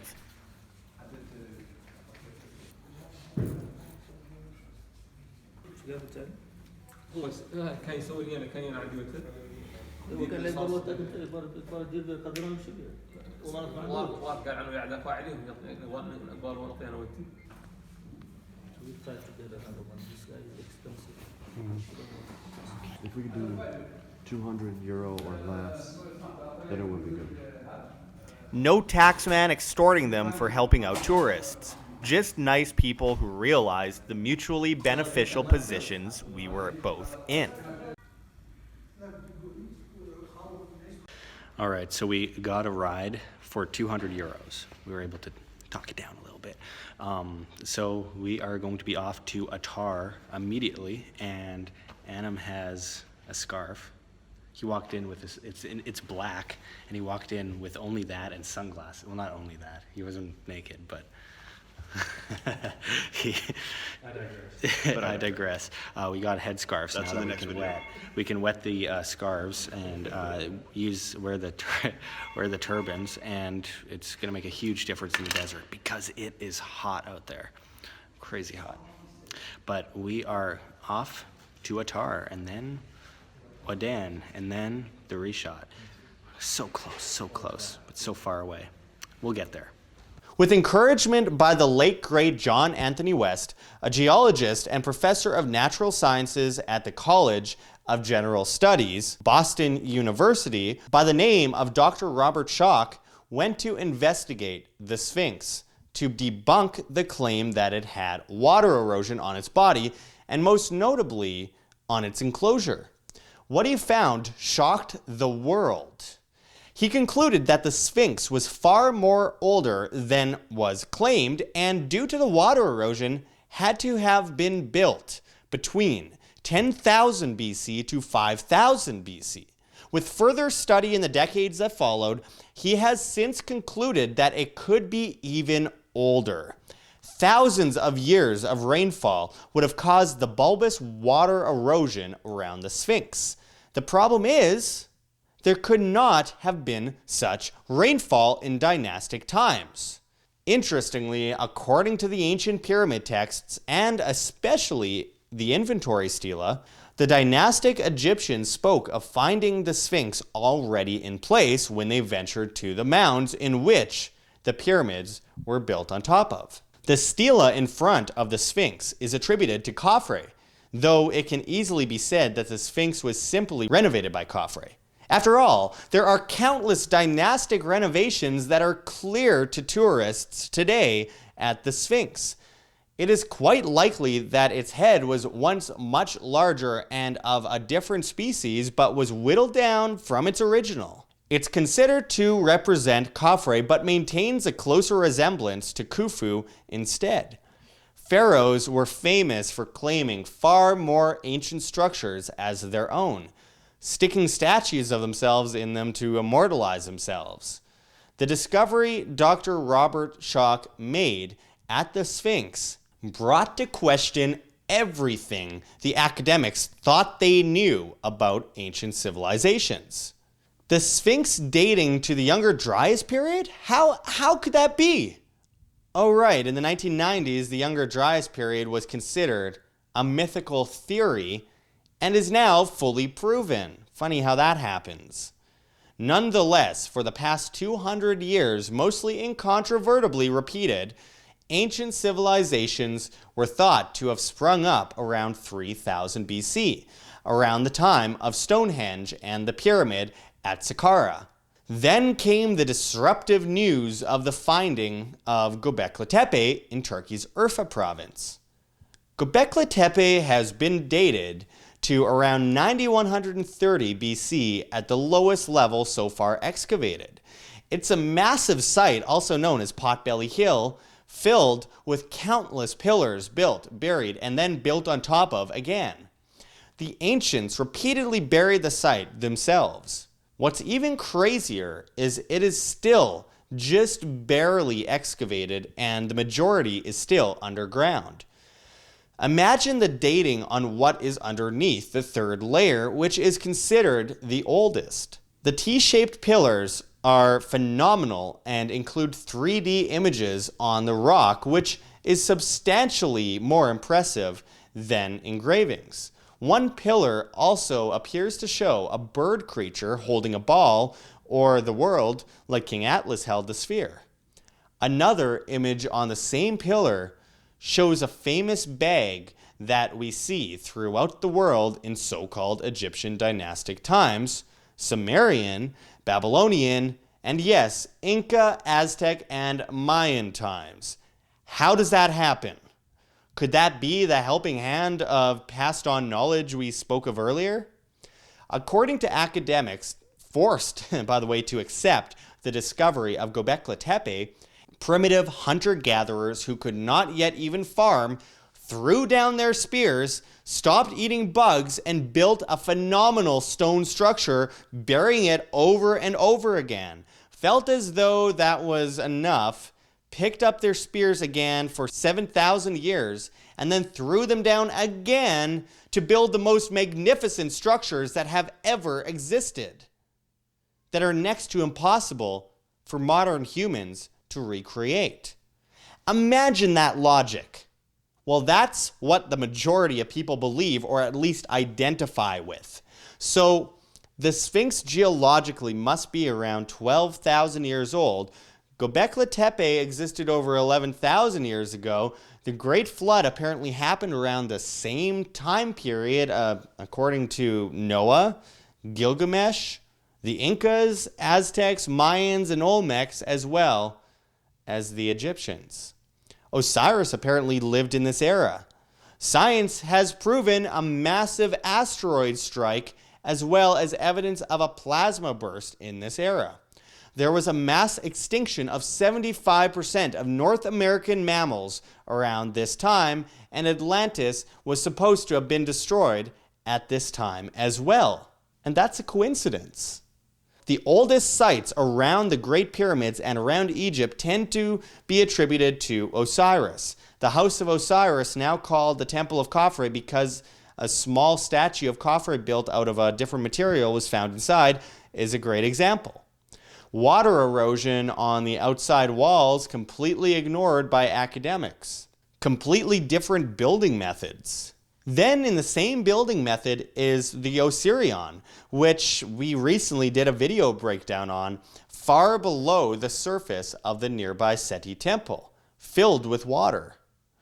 Since we're talking about aging, look at Machu Picchu. According to academics, the site was built completely at the same time. Meanwhile, the architecture is completely different. There are incredible stones fit together like puzzle pieces with evidence of vast earthquake damage, while essentially rubble is piled on top and not a single stone was toppled by such a large earthquake?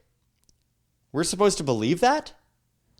The perfect drill and saw cuts in places like Tiwanaku and Pumapunku, the countless failed attempts made by modern man to recreate the saw tactics of the past? And what about the lack of tools in both places in the East and the West? Where are the billions upon billions of tools that would have been needed to build these structures like the Great Pyramids? To bring this back to Atlantis, the ancient city was said to be a great military power and had advanced technologies. Around its concentric rings, it had a great cityscape, a ring of military and royalty in the middle island, with a seafaring port and trade connections with the outside world. It can be imagined how information and culture spread like we see today. Could humanity be of a cyclical nature? Rising and falling throughout history, forgotten with decay and cataclysm. Were the Egyptian, Mayan, Incan, Olmec, and Babylonian gods just people with advanced knowledge? Looked upon as gods by the less talented and educated? Could they have just been the messengers, deified as myth for eternity?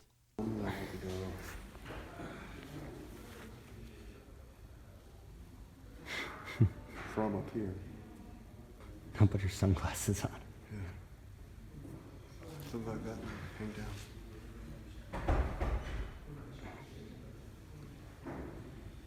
I'll figure it out though. Yeah. No, try the sunglasses.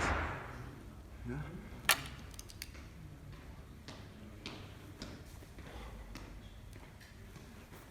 Yeah, you definitely look like some guys from a recruitment video I saw once.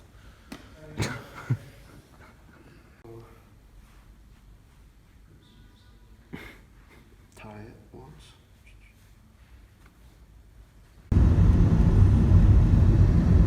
And on we went through more dunes and more unmapped rural communities.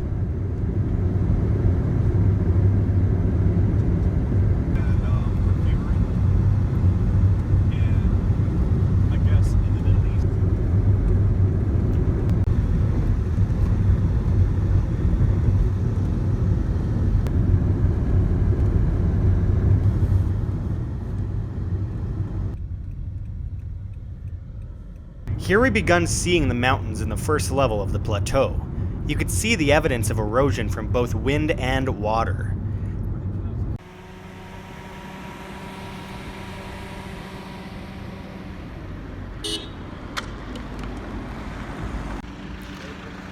We are 170 kilometers from Attar. We're gonna make it, guys. I think so.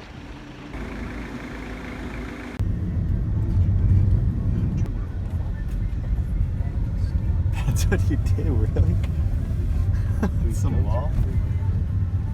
There was a series of flat land followed by mountainous land, followed by flat land, and repeat. The terrain was quickly changing. It was impossible to miss.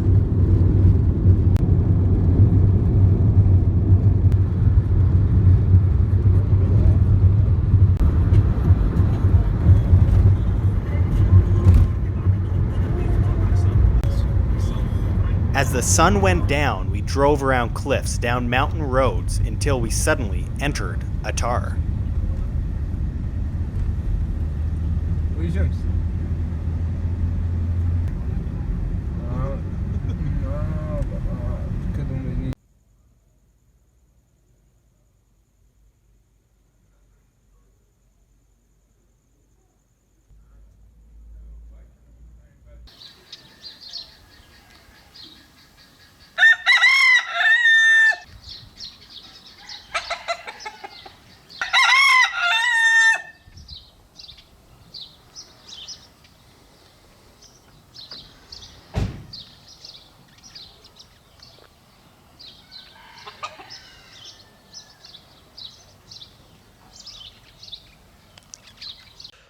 So we arrived last night in this absolutely beautiful place in Attar. You know, there's something about Google Images that kind of makes me wonder, because Google Images shows Attar as not the nicest place, and then you come here and it's beautiful. And we're at Bab Sahara bed and breakfast, and there's just, it's such a incredible place. It's amazing.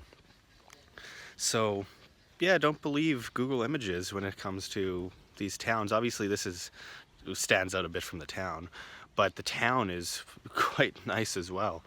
And it's nestled in these hills, and again, just amazingly welcoming, nice people. So we are heading to the Richat Structure today. We're finally doing it. Looking forward to it. Whatever they told you about Mauritanian food was mostly wrong. I have actually been kind of enjoying the food here, and it's a beautiful place to eat it.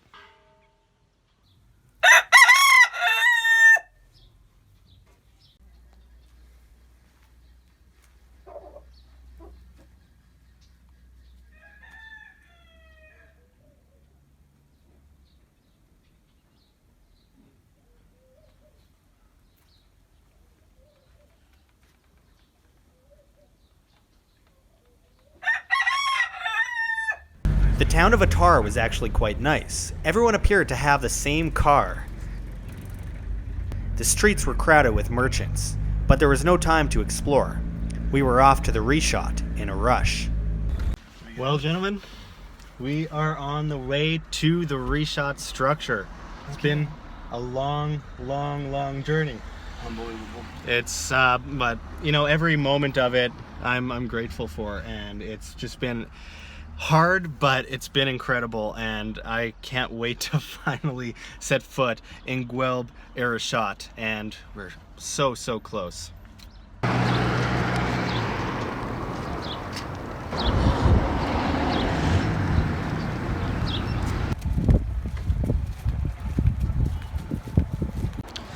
Time to do what we should have done long ago and get photocopies of our passports for the checkpoints. I don't know why we didn't think of that before.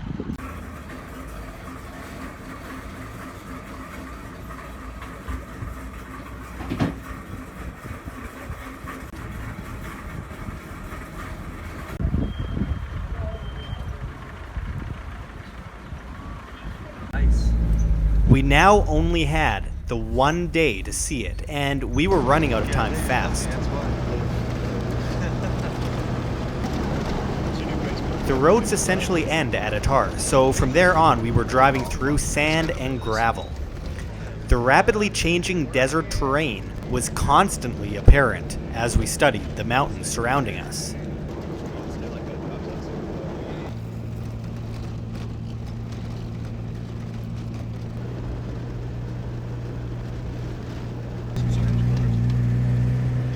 Yeah, it's exactly as Plato said, actually.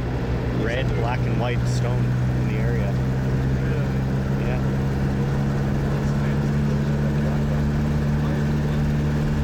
It's volcanic.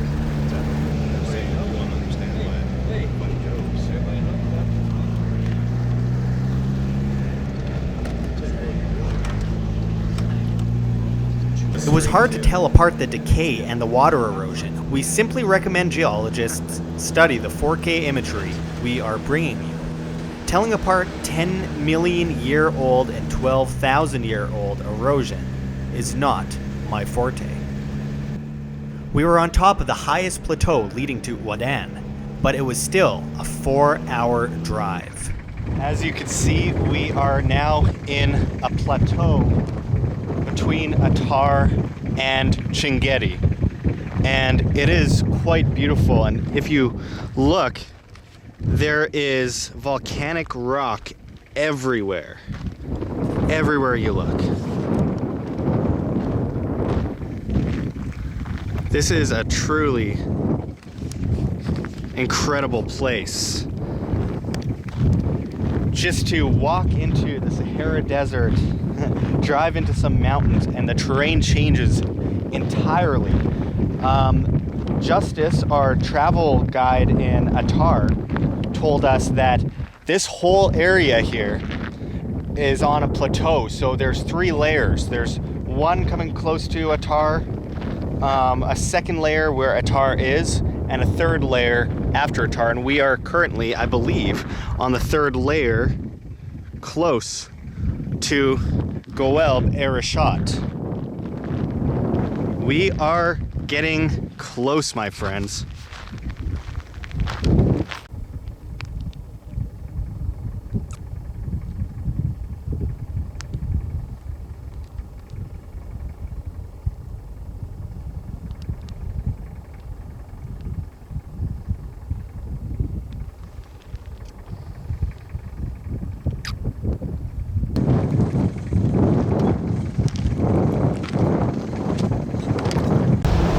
As we passed by new and old ruins, it was clear that people had been in this region for a long time.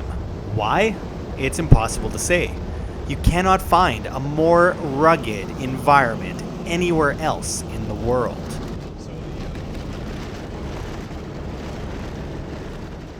The story of Atlantis refers to Egypt as somewhat of a colony of Atlantis. A colony that survived the Great Flood. The pyramids have forever boggled the minds of the masses. Academics too often act as though they can explain the pyramids as simple tombs. This is despite finding nearly no mummies in any pyramids ever, give or take a few decrepit later dynastic pyramids, as well as one at Saqqara. The Great Pyramids were built near perfectly, with mathematical precision, built on energetic ley lines with vast knowledge of the stars. Robert Bauval matched the pyramids to Orion's belt decades ago and was shunned because of it, despite this obvious claim being proven true many years later. The pyramids perfectly match up with Orion's belt, and their chambers and shafts match with Orion and Sirius as well. Orion's belt is said to be the home of Osiris. The Great Sphinx was also built to perfectly face due east. The chambers within the Great Pyramids are mathematically in tune with frequency. In fact, it was recently acknowledged by scientists that the pyramids themselves can concentrate electromagnetic frequency, so they can technically conduct energy. They're built on top of underground water passages. There are pipes all over the Giza Plateau as well as shafts. The Nile once ran alongside the pyramids. If you utilize granite and limestone and concentrate the energy source to the top with a gold capstone as a shaft goes underground to the water source, you can produce a high volume of electricity. So could the pyramids have been a power plant? They do appear from within to be built as a functional machine. Chambers built to mathematical pi and phi. Phi being 1 + 1 = 2, 1 + 2 = 3, 2 + 3 = 5, etc. It's also a perfect echo chamber, and experiments have been done proving it to be highly conductive within. With random tunnels within the pyramids and massive stones that one cannot possibly imagine lifting millions of, the pyramids are simply incredible. It cannot be said enough. Interestingly, the Nile had countless pyramids placed alongside it, all in view of each other in the distance. Studies have also been done to understand the construction of the pyramids, which debunk the most exemplified and touted methods. The ramps up the side of the pyramid to lift stones in the slave theory would have to have been built to nearly the same extent as the pyramid itself, meaning there would have had to have been a ramp stretching nearly a mile. The construction feat of the ramp alone would have been enormous. Could elephants have been used? Well, considering the region, no. But assuming they were, thousands of elephants would have had to have been tied together to have pulled many of the stones. First of all, once at the top of this ridiculously sized ramp, where would they have gone? Sounds pretty crowded. Also, good luck tying 20 elephants together, never mind over 1,000. The pyramids also did not have hieroglyphs meant to carry the dynastic dead to the afterlife. This was a very important part of death rituals among the dynastics, yet academics constantly pass this fact off as anomalous in the case of the pyramids. So they built this massive structure with unbelievable sustainability only to not bother painting the walls? Right. It should also be mentioned that construction got more and more primitive with each pyramid that followed the Great Pyramids. Most are reduced to rubble today and are unrecognizable. And to top this all off, apparently the knowledge of all of these great structures were passed down from the Atlanteans to the Egyptians, according to legends. Interesting, isn't it? All of these ancient places throughout the world who talk about godly technology, who have the same connections to astrology, who all have the same great flood stories, who all have gods that date back to the time of the Younger Dryas, they all seem interconnected. But Atlantis is a myth that by coincidence happens to connect perfectly to this ancient wisdom. Mali, next to Mauritania, is home to the Dogon people who have the most similar cultural beliefs and language to the ancient Egyptians. Many believe that the Egyptians found refuge in Mali, but could the Dogons have been the remnants of Atlanteans who eventually made their way to Egypt, leaving some people behind? The Mauritanians have a superstition about eyes. In places like ancient Chinguetti in Mauritania, we found drawings of eyes everywhere. Locals would not give us any comprehensive answer when we asked them about it. This? Everywhere? Uh-huh.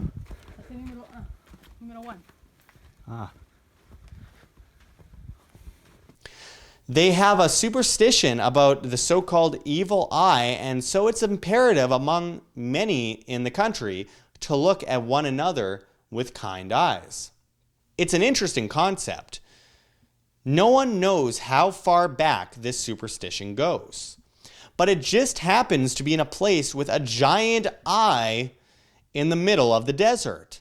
An eye they could not have known was an eye from the ground. An eye that is reminiscent of Horus, son of Osiris, the same Horus who also brought about a cataclysm as revenge for his father's death. Interesting, isn't it? So now here we are traveling across ancient Mauritania to find Atlantis in the desert. We were told it was a red zone, but people are doing everything they can to help us in our journey.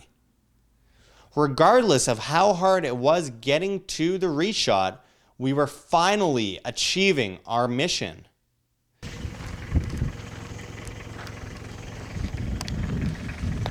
We are coming so close. What do you think about the ride so far, Anam?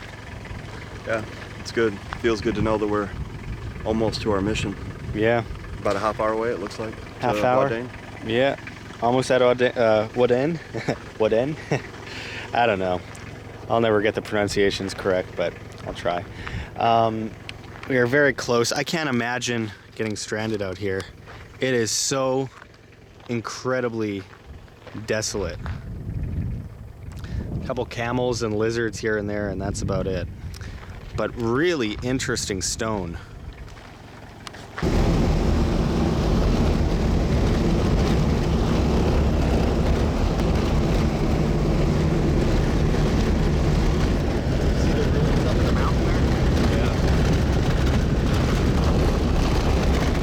In the true Wadane style, buildings were built out of rubble.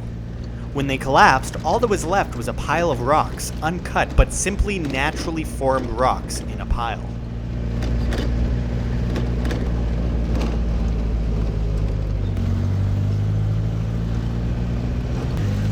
We entered Wadane, one of the most incredible towns I've ever visited, but only for a moment. We will return later to sleep, but our main mission right now is get to the reshot as fast as we can.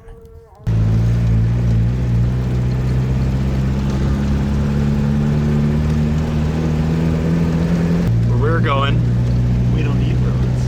That's right.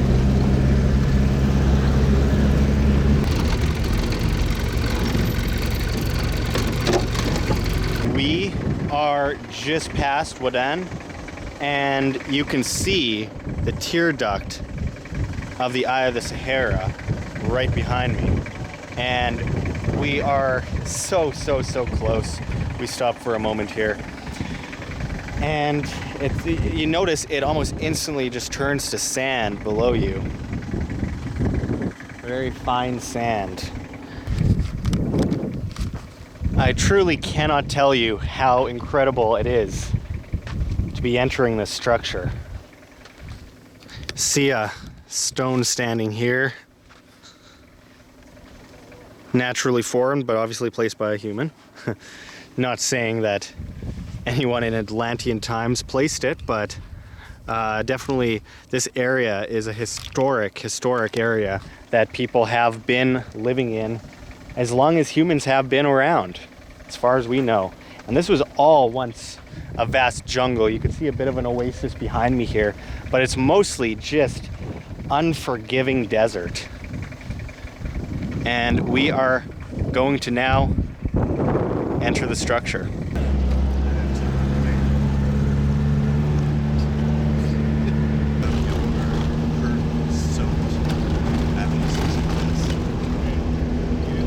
The sand was almost a blank mat of color, with trees, donkeys, and goats along the way. I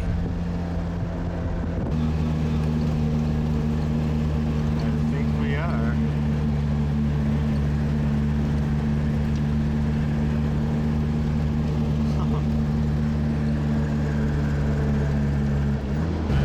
Look at that, guys. I'm seeing things up right. That's a reshot.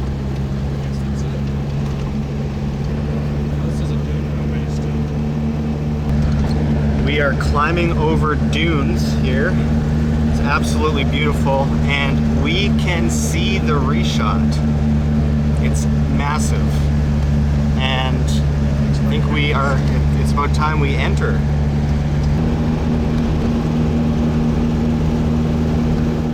It was impossible to miss the first ridge of the Richat in the distance. Our driver drove over dangerous dunes that seemingly ended out of nowhere.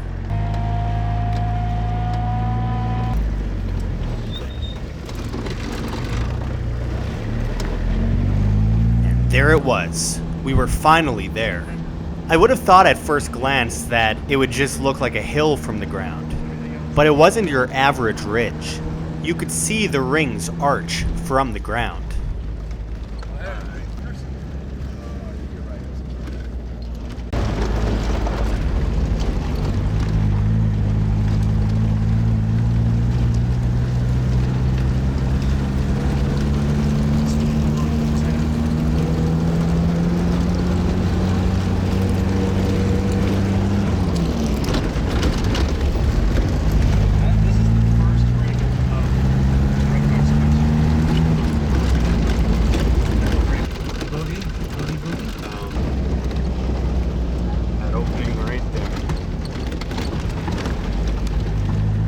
Someone had tipped off local women that we were going to the Richat Structure, so they laid out arts and crafts to sell us, but we were on a mission. We had no time to stop. We were full speed ahead. Here we see the entrance to the structure from the outside. Clearly the rings were not that large in height. We were now inside the structure and entering into the first low point. There is the second ring.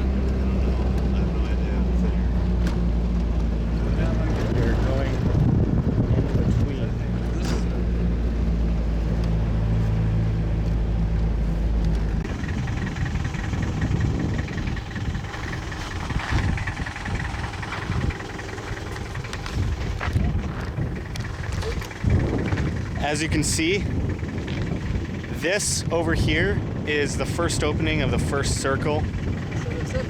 And here you see the second ring. It's hard to tell from the ground, but it's quite incredible to be here. We are in the low point here, and just look at the ground littered with stone.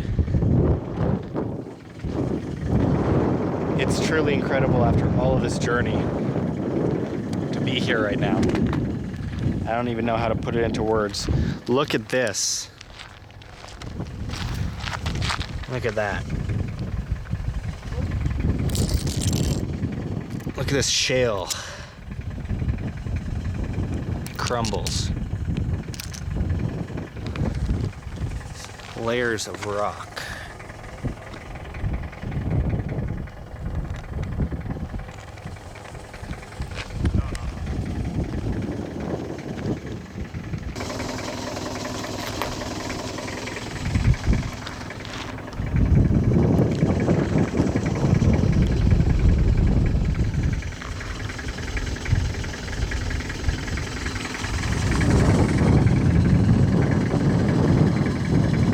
What do you think of this place, Anam? Anam Paiseanta here, standing in between the first and second rings of the Richat Structure. Pretty impressed by it. It's grand, it's grandiose.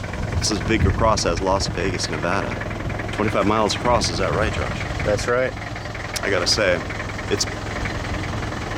it is a place that you could imagine being full of water halfway and having people living on the tops of all of the high spots in concentric rings and having water access in between the rings. It would be like a full-on civilization. I'm pretty impressed by it. It's hard to tell exactly what has happened here thousands of years ago, but really, anything's possible. We were then headed to the second ring. There were long lines of stone on the ground. It was impossible to say if they were placed by man or naturally strewn about.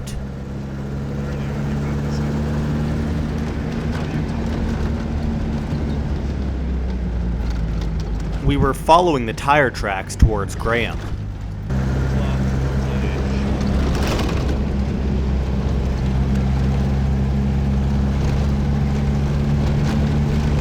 Here we were entering the second ring. It was next to impossible to tell from the ground. There were no even lines. We did see a lot of loose stone walls placed by nomads in the area.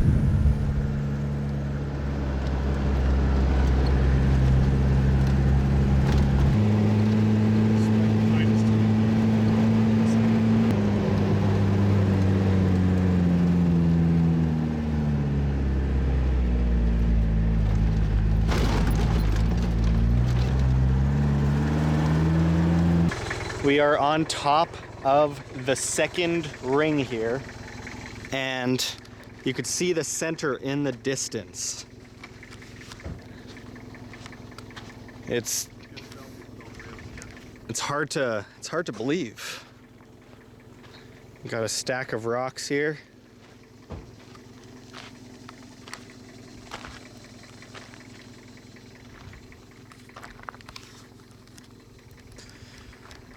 We will be proceeding down the rocks here, and in between the second ring and the center.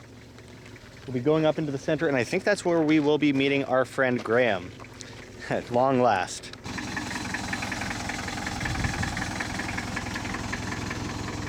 On the second ring.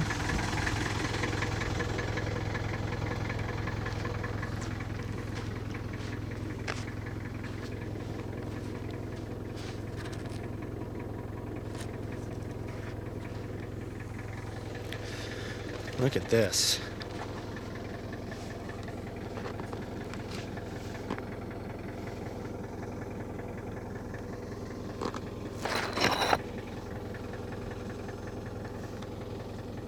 Wow. It's incredibly smooth.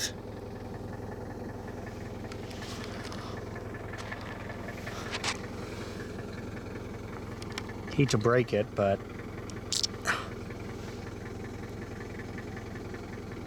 this is how smooth it is. And brittle. You could see this erosion on it. It's incredible.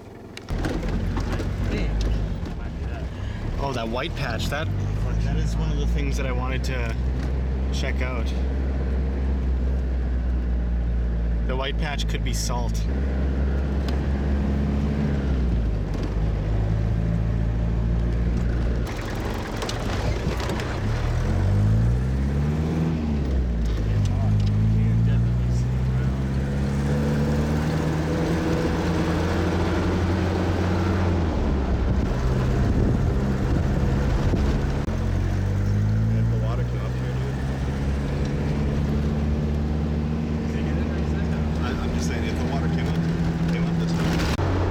The perfect flatness between the second ring and the center was truly astonishing.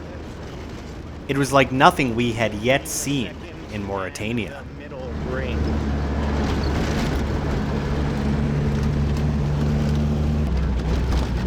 Here we go, guys. It was hard to tell when we were entering the center. Parts of the center were at the same low points as the secondary low point between the second ring and the center. It was hard to distinguish between the two other than some hills. But there we were. Beast. Giant beast.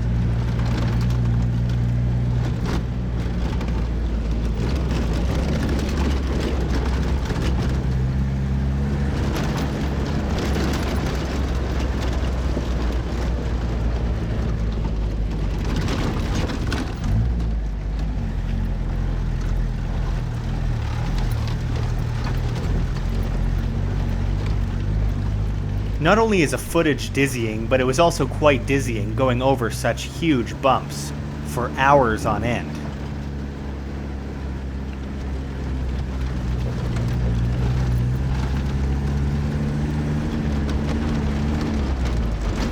Here you see more stacked stone.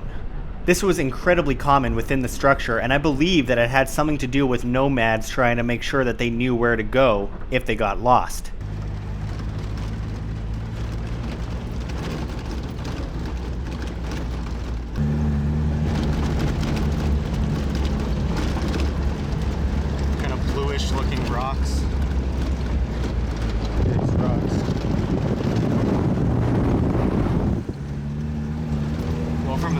looks very blue.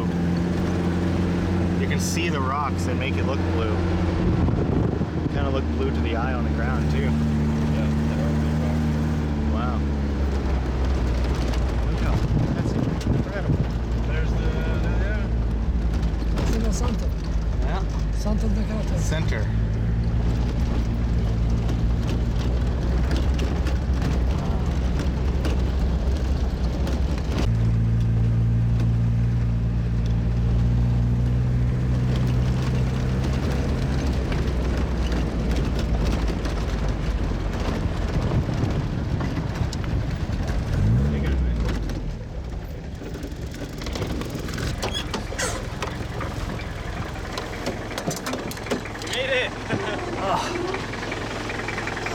Man. Good to finally see you. See ya. Yeah. It's been a long journey. I bet, yeah. So how have you been enjoying the Richat Structure? Been doing well, yeah. Can we pause the video for 1 second? Yeah. Actually. It was at this point that Graham told us that he was unwilling to use his ground penetrating radar, as he was told by his guide that it was strictly prohibited. So at this point, essentially all of our potential scientific research flew out the window. It was a crushing moment. We had just risked our life going a very long way to get there. And then we find out that there's licenses and permits and that the government was afraid that we might steal gold from the ground and run off with it somehow. It was infuriating. But Graham made the decision that he should not use a ground penetrating radar, and I respect his decision. We were just at this point scrambling to find ways to get information, but we were also told that we were running out of time, and we had essentially no time left at the structure. So we did literally whatever we could. We wandered around the structure, uphill, downhill, assessing the rocks, and got whatever information we could possibly compile. Little bits of trash and plastic and stuff around. But yeah, I mean, definitely, like, my sense on the ground is that it's like completely natural, but yeah, it looks like it's been this way for 10,000 years, but that's exactly what you'd expect. Of course. If a flood washed over the entire structure. Yeah, there's just tons of volcanic combinations of rock everywhere. Pretty cool stuff. It used to be a structure. That's one of the interesting things about their architectural skills out here. About 800 years ago, yeah, they just stack stones, and then all that you have left is just, you know, the remnants of those stones. They're in piles and, you know, circles and stuff. But you could see the blue stone in person, and it's really incredible. It's kind of got that blue tinge to it that you see from the sky. Yeah. Yeah, it's a fascinating place, to be honest, and you can see how, I mean, if this was an ancient metropolis, an ancient city, it would have been the most badass city in the ancient world. Yeah. Sure. I mean, totally. The scale and the scope of it, and the way you can see in all directions, 360 degrees, and like, whether or not it's a perfect circle from space, like when you're on the ground, it absolutely looks like a completely, totally perfect circle. Absolutely. As if turned with a lathe. Oh, what? We have finally arrived at the center of Guelb Richat, the Richat structure, and as you can see here, we do have some probably 800-year-old stonework, somewhere around that time period. It's not, you know, really unique, but it's interesting to come out here. People have been living here for as long as humans have been around. At the time of this being a jungle, to this day, there's still Berbers that wander these areas with their sheep and build structures similar to what we see right here. The circular structure. This looks like it used to be a well of some sort. We see a hole in the center. Unfortunately, there are lots of problems here with garbage. So that is an issue indeed. I have a habit of not sticking my hands down holes in the desert, but you can kind of see this is quite interesting indeed. Now, one question is, do I believe that this was all man-made? And the simple answer is absolutely not. This itself, the concentric rings that we see here, they are most certainly naturally made. However, the question is, what could people have built on top of this structure? We have to look at things like the pyramids, for example, where we see these massive megalithic structures built on already existing mounds. And it would make sense for people to build here in a time where there's water and foliage and an ability to eat and drink and live in peace. But obviously, in the many thousands of years since the Sahara has become a desert, it's absolutely incredibly difficult. So, is it man-made, this area? No, you can clearly see that on the ground that it is not. There's bedrock everywhere, and it's just too overly eroded. If it was man-made maybe 5 million years ago, not in recent times.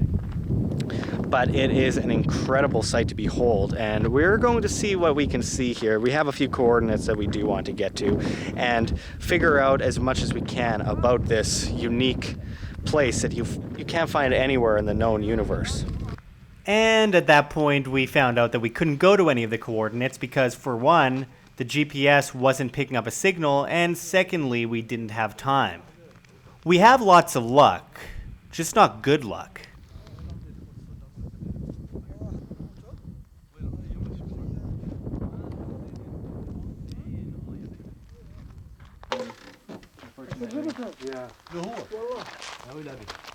It feels like there's no sign of like habitation or civilization whatsoever, aside from these like obviously recent structures. So there's a lot to be said here, Graham. You know, one of the things I noticed was when you look from the sky at this incredible site, it just doesn't give you in any way a scale of what this place is really like on the ground. That's true. You look around here and you see it's incredibly hilly and bumpy, and I just have a hard time, you know, seeing it as a center island. You were mentioning a short while ago here that it looks like water would have flown through here. I mean, what are your thoughts on this area here? Yeah, I mean, certainly standing in the center, it feels like we're more in a basin than on some sort of like, we're not on a level plain at all in the center. In fact, you can see these hills rising around us. And if the center was all one level plain, I think that would add credence to the theory. But the fact that if water had filled the structure, we could be underwater standing at the center, unless they were controlling their water in some way through canals and drainage and had routed the water away from the center, then I could see that possibly existing. Certainly you couldn't build temples on top of the bedrock outcroppings. I mean, I suppose you could, but you wouldn't want to. Yeah, let's look at that for a second here. I mean, this is incredibly obviously volcanic. I mean, look at the black rock, and you see it everywhere littering the ground, and you could smell it. You could smell the smell of it. Basically, if I were to give it another example, it would be like asphalt, like the smell of hot asphalt being poured. It's a very, very kind of metallic, dirty, I don't know if that's the right word for it, but kind of a dirty smell. And you could see magmatic rock everywhere. I mean, look at some of this stone here. Sharp, jagged, clearly binded and had been melted at one point. You see a lot of objects that are man-made, stones that are carved, but they're primitive and clearly even from probably the last century. But there's no doubt people have been here for probably as long as humanity has been around. And this was once jungle area, jungle terrain. But with that said, I mean, guys, I want it to be Atlantis. I think all of us want it to be Atlantis. But if it's not Atlantis, we need to keep looking. And I'm telling you, being on the ground, where are the mountains to the north? I do not see mountains to the north. I see all the hills in the center. And I mean, the center is just one hill after another and these little mounds. Now, I mean, has anything megalithic been here before? Possibly. I just don't see it. And it's, you know, we'd have to do incredible research of the whole structure, which we certainly don't have time for. And, you know, regulations and all that kind of stuff in play. We'd have to get a lot of licenses and all that kind of stuff, and, you know, the same old fun stuff. But it just seems like... And it'd be like looking for a needle in a haystack. Oh, totally. I mean, where would you hope to find? You'd have to get lucky and stumble on the right thing, and then yeah, you wouldn't even know what you were looking at unless you were able to excavate. Yeah, exactly. Let's climb this little hill up here and see what it looks like from up here. I know you've been here for a couple days already. Yep. And you got here, it was funny because you're like, oh, my plane's gonna be late from Casablanca. Yeah. And then I'm like, okay, we should meet up around the same time. And then we missed the border crossing. Yep. And then the Nouakchott drive from Nouadhibou ended up taking like 8 hours. Yep. So it said 4 hours on Google Earth, not so like much. 7. Yeah, it was it was long. That was a long but drive. You know what? I'm telling you guys, regardless of what it is, we came here not to prove our own point, but to study and find answers. And one answer that I have already, which, while I'm not exactly precisely sure what this is, I would say that there is a lot more research to be done, and I encourage everyone to come out here and to explore this. Mauritania is safe. The people are some of the nicest people I've ever met. They will give you the shirt off their back even if they don't have a shirt. It's a beautiful country full of beautiful people willing to do anything to help you out because they have pride in living here, and I can see why. It's a beautiful landscape, also very unforgiving, so be prepared for that, but yeah. It's a beautiful landscape, and I'm very, very happy I came here. So we got a lot of large stones up here. You could just tell from looking at this that, could it be a collapsed volcano? It would be the only one that we've ever seen that looks like this. But anomalies are known to exist. Now, did people build on top of it? I think it's a possibility. We just gotta find something. All right, we're at this peak anyway. Oh. This is quite incredible though. I mean, have you ever been to a place like this? No, I mean, it's one of the most beautiful places I've ever seen in my life, to be honest. I mean, Atlantis or not, it is just stunningly beautiful and vast. It's just incredible. I've noticed that a lot of the lines that you see on the map are tire tracks. Who would have thought? You could see them from up here. And obviously, one thing I do want to try and find is that well, that freshwater well. Mm-hmm. Somewhere on here, but I mean, look at this structure. It's massive. I mean, from the sky, it looks like one island in the middle. Like, look at this. Like, does that look like one island to you? It's a bunch of hills. I can't even tell the difference. It's a valley with multiple hills. It's just, when you pull it all together and the coloring of the structure as well, when you look at it from space, it looks like perfect concentric circles. I can say 100% right here and right now at the Richat Structure, they are not perfectly concentric circles.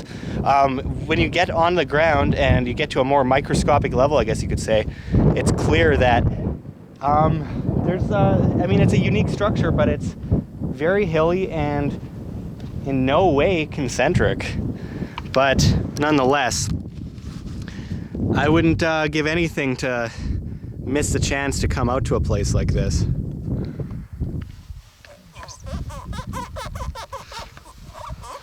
I'm definitely bringing home a rock from this structure. Oh yeah. I can't leave here without a rock.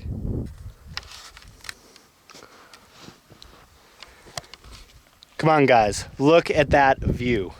You cannot beat this incredible sight before us. absolutely incredible. Yeah, people are going to be pretty unhappy with the results here and very disappointed. But guys, I'm telling you, we must find the truth. You know, our motto here is find the truth, be the change. We need to be the change, and for that to happen, we must be educated, and with that education, we will change the world. But with that said, if we find a place that isn't what we want it to be, we should not try and fit a cube into a triangle shape. We need to keep looking. Confirmation bias is what ruins things for everyone. That's what ruins things for the academics. They want to confirm their viewpoint at whatever cost, even if it ruins their career or makes them look stupid. Look at Zahi Hawass. Look at a lot of these academics in the field of archaeology and Egyptology that have completely ignored obvious evidence of a much older civilization that was wiped out. And now all this evidence is coming out, the Greenland crater, all these plasma bursts, the Ice Age, Younger Dryas period, etc. And they still stay firm on their view that everything they've said for 150 years is true. Do we want to be like them? Or do we want to set our own path and find the truth instead of looking to prove ourselves right? And it's such a vast wasteland. It would be absolutely impossible to properly see what's underground everywhere at the site and to properly measure what could have been here at one point. But I mean, look at it. Better yet, come to the site. I'm very grateful for coming out here, for all of you who have watched and listened, for all of you with interest in truly breaking down the realities of history that we have not been told, and there's many. And we have been lied to. We have been misled. And in many cases, people are just stubborn and they want to prove their bias. And once again, that should not be us. That should not be our direction. They said Troy was mythical until they found it. Oh, Homer just made it up. Troy doesn't exist. And of course they found Troy. They say Atlantis was a myth. I think one day we'll find the remnants.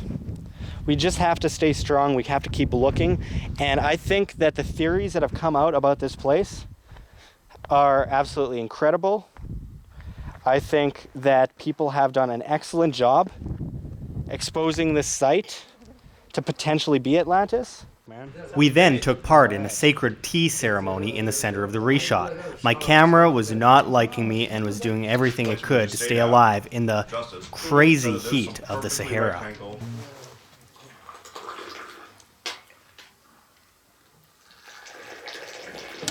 Oh, that's really good.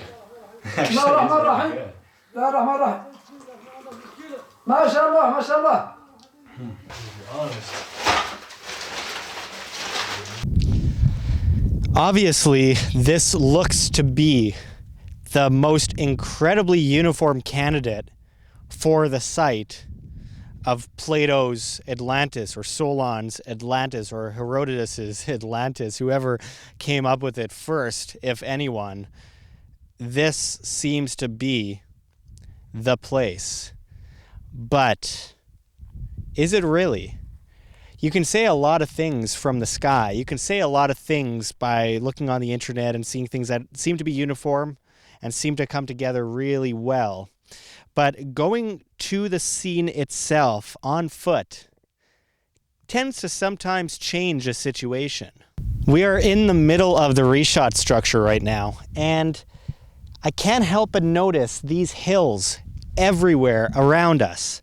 And these lower points, as you see below there, which tend to paint a different picture than what you see from the sky, especially considering the elevations down there match with some of the elevations over there, and we're already in the center, and so is that. And that would mean that the center island would be multiple different islands. It doesn't seem to be as uniform as it appeared from the sky with Plato's description from Seiss of Atlantis. I wanted to ask, what is your reaction to the Richat structure here now that we are in the center of the Richat structure? I think that if I had 1 million people and vast riches, this would be a great place to build a civilization. I don't see any evidence of a 12,000 or a 5,000-year-old civilization here really at all. But I also don't know how far things would degrade in that amount of time. So could there have been certain structures here before, or even a vast civilization? I am not educated on the topic well enough to even start to theorize, but I know that the land formation itself is incredible, and it's amazing to be here. It feels like a special place. Yeah. Like in an intuitive way, I'm picking up that it's a special place on this planet. And if this the Richat structure was on Mars and we were looking at it through the lens of a telescope, it would be something of great interest to us that we would want to explore once we got to that planet. So I'm happy to be here on this planet with all of you humans to see this amazing structure. Yeah. There's a lot to be said about how the government restricts ground-penetrating radar and stuff out here, so people cannot look without massive licenses and paying huge amounts of money. So that should be pointed out. It always seems that no matter where you go in the world, the number one thing that stands in your way tends to be the government. But but with that said, what stands out about this site to you after we went through all the rings and we're in the center of this massive structure today?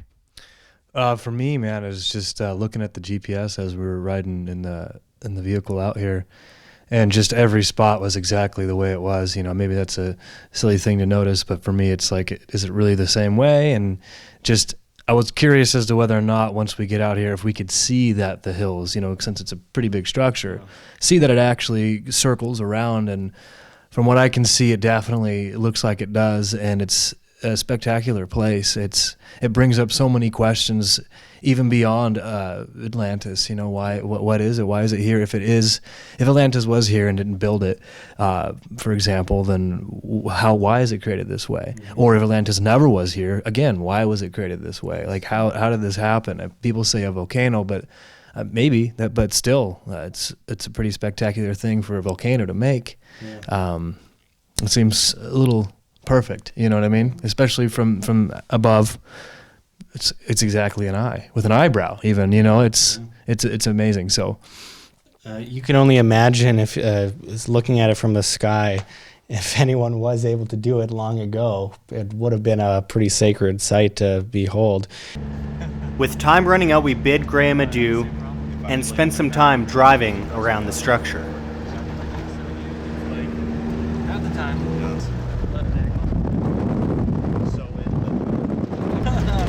Get away with me with that. Away with it. What's wrong with her? That bitch.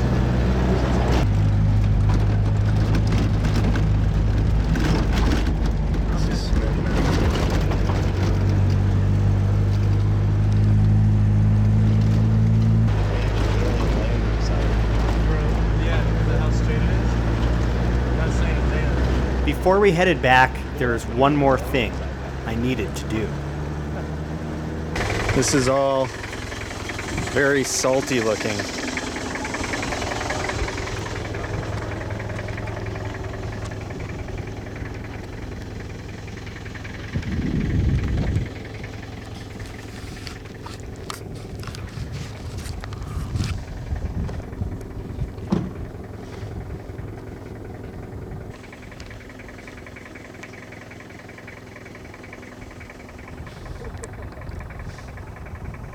That's salt. That's salt.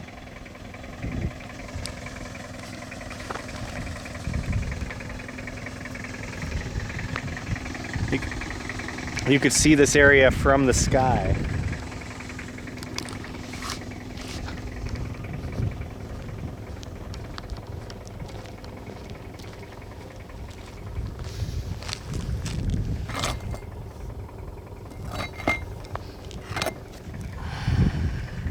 Man, that's hot.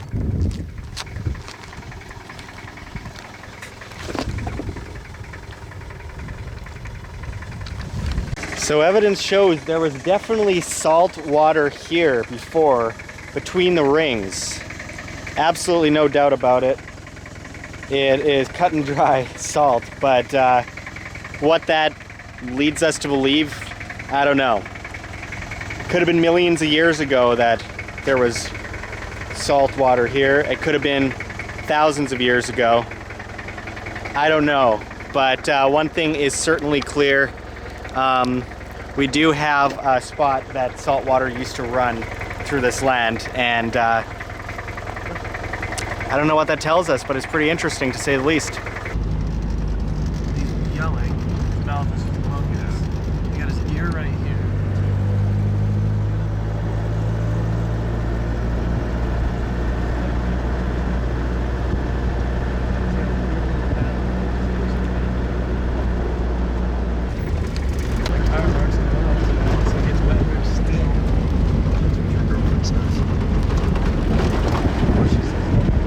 And of course we couldn't head back to Ouadan yet without giving some attention to the local merchants.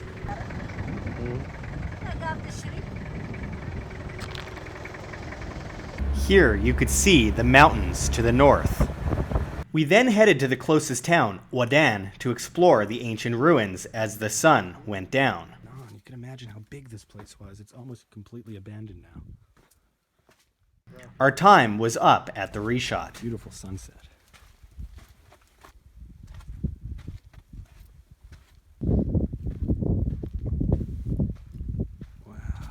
The next day we went to Chinguetti nearby over hours of sand dunes.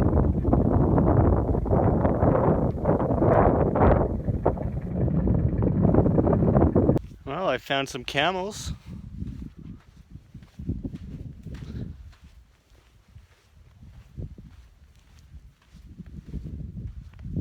Hey, buddy.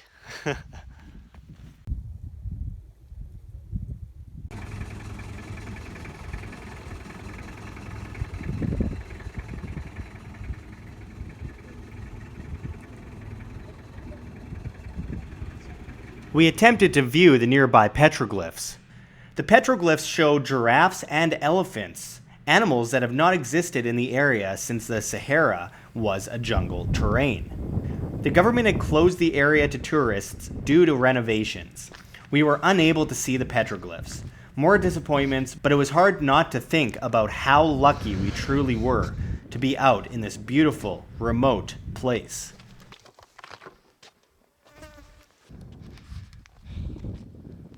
I'm gonna see what's inside.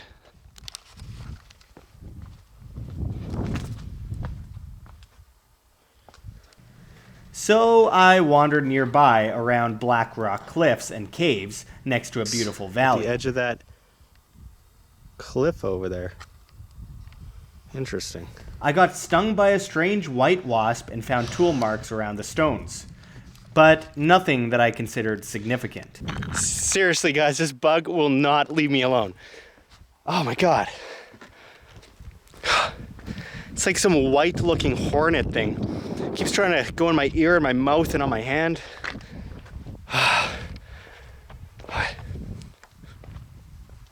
Now look at that.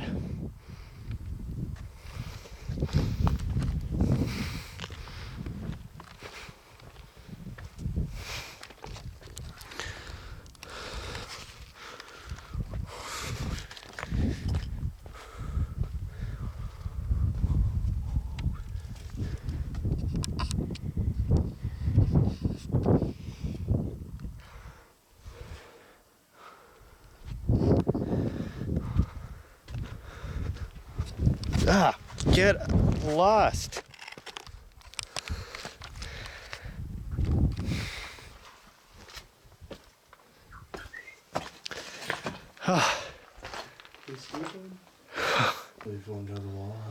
And Paiseanta, Mauritania. Ezi the Free, Mauritania.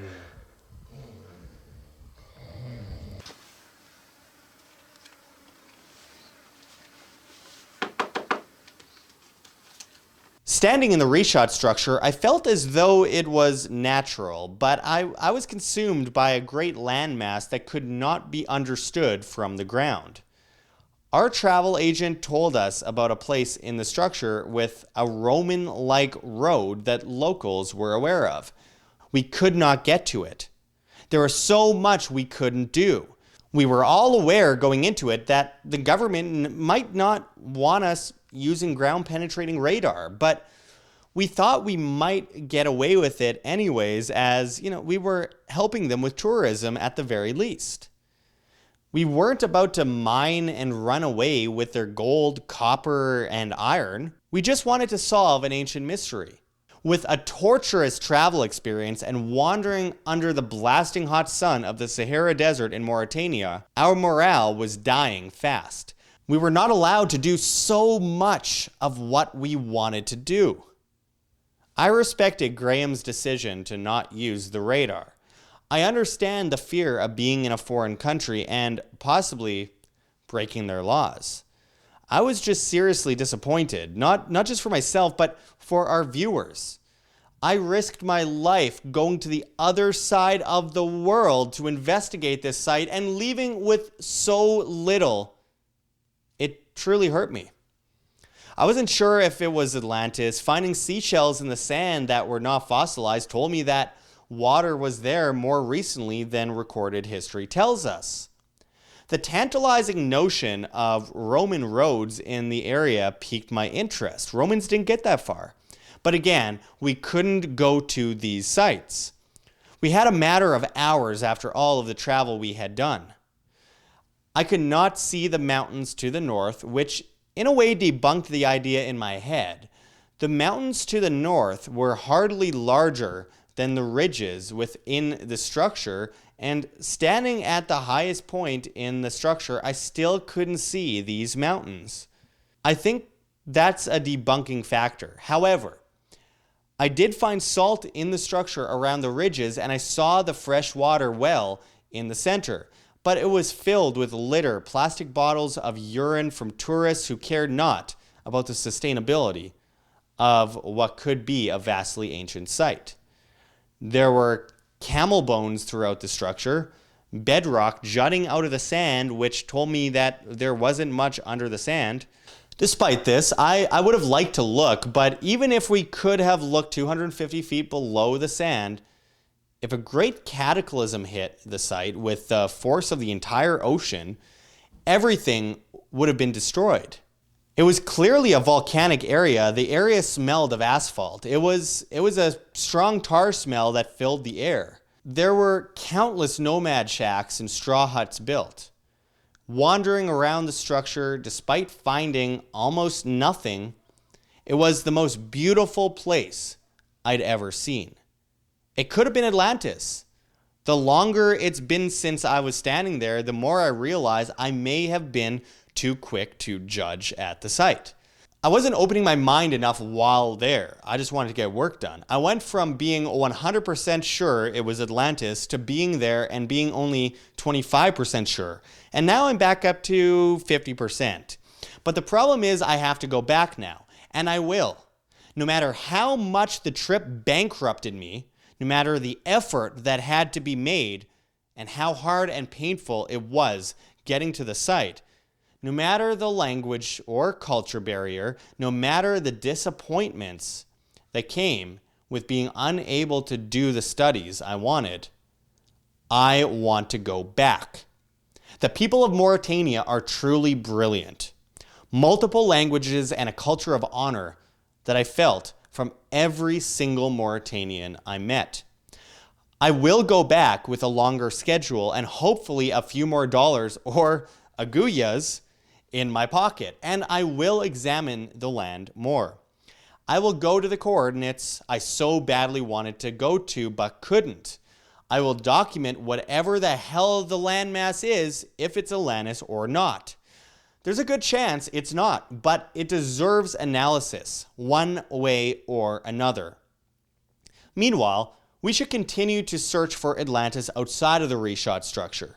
We shouldn't get hung up on one place. There are so many theories from the coast of Cuba to Santorini, Greece, from near Peru to even near the famous Atlantis, Bahamas resort. None of them entirely fit the Plato account, but Neither does the reshot entirely. It's just a really close fit.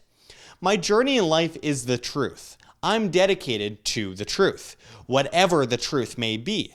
The truth doesn't have an opinion. The history of an intelligent species that miraculously exists in the middle of a vast galaxy with a forgotten cyclical history should be studied religiously. Lost empires and great trials and tribulations.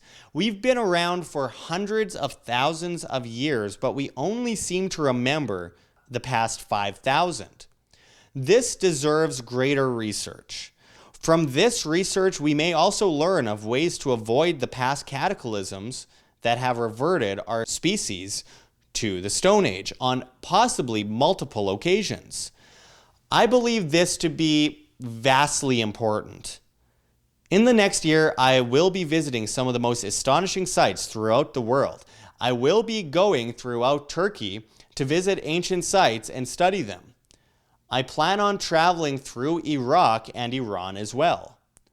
There is much of Central and South America I wish to explore. Africa also continues to present so many incredible histories not yet saved for the future history books. Stick around for my travels and reports on ancient civilizations. There are many to come. I hope you can help support me on these journeys. I really cannot do any of this at all without you. For those interested, here is my Bitcoin address, and linked below are countless ways you can help keep me and my media alive. You are the change you wish to see, and your help is crucial to allowing us to bring you this content for free. Meanwhile, I'll leave you with this. Fear is healthy. It stops you from walking into traffic. It's a basic part of survival. Fear keeps you alive, but it also stops you from living. You must balance your fear and moderate what shadows hold you back. A meteor can cast a large shadow, but so can a mouse. The fear of traveling to great places stops us from learning about these great places. Most sites around the world are far safer than people claim. People are mostly the same everywhere. They want to make money to live off of, and they want to go to sleep at night. The vast majority of people don't want to behead you or kidnap you. They want to provide for you and benefit personally as well from what they provide you. It's the marketplace. As far as that goes, New York and Nouakchott, Mauritania are no different. You should always be very vigilant wherever you go and be smart. But don't allow hypothetical boogeymen to stand in your way. I risked my life on this trip, and while I wasn't able to bring you all exactly what you wanted, it was an experience I will never forget, and I certainly will never regret. Neither will you.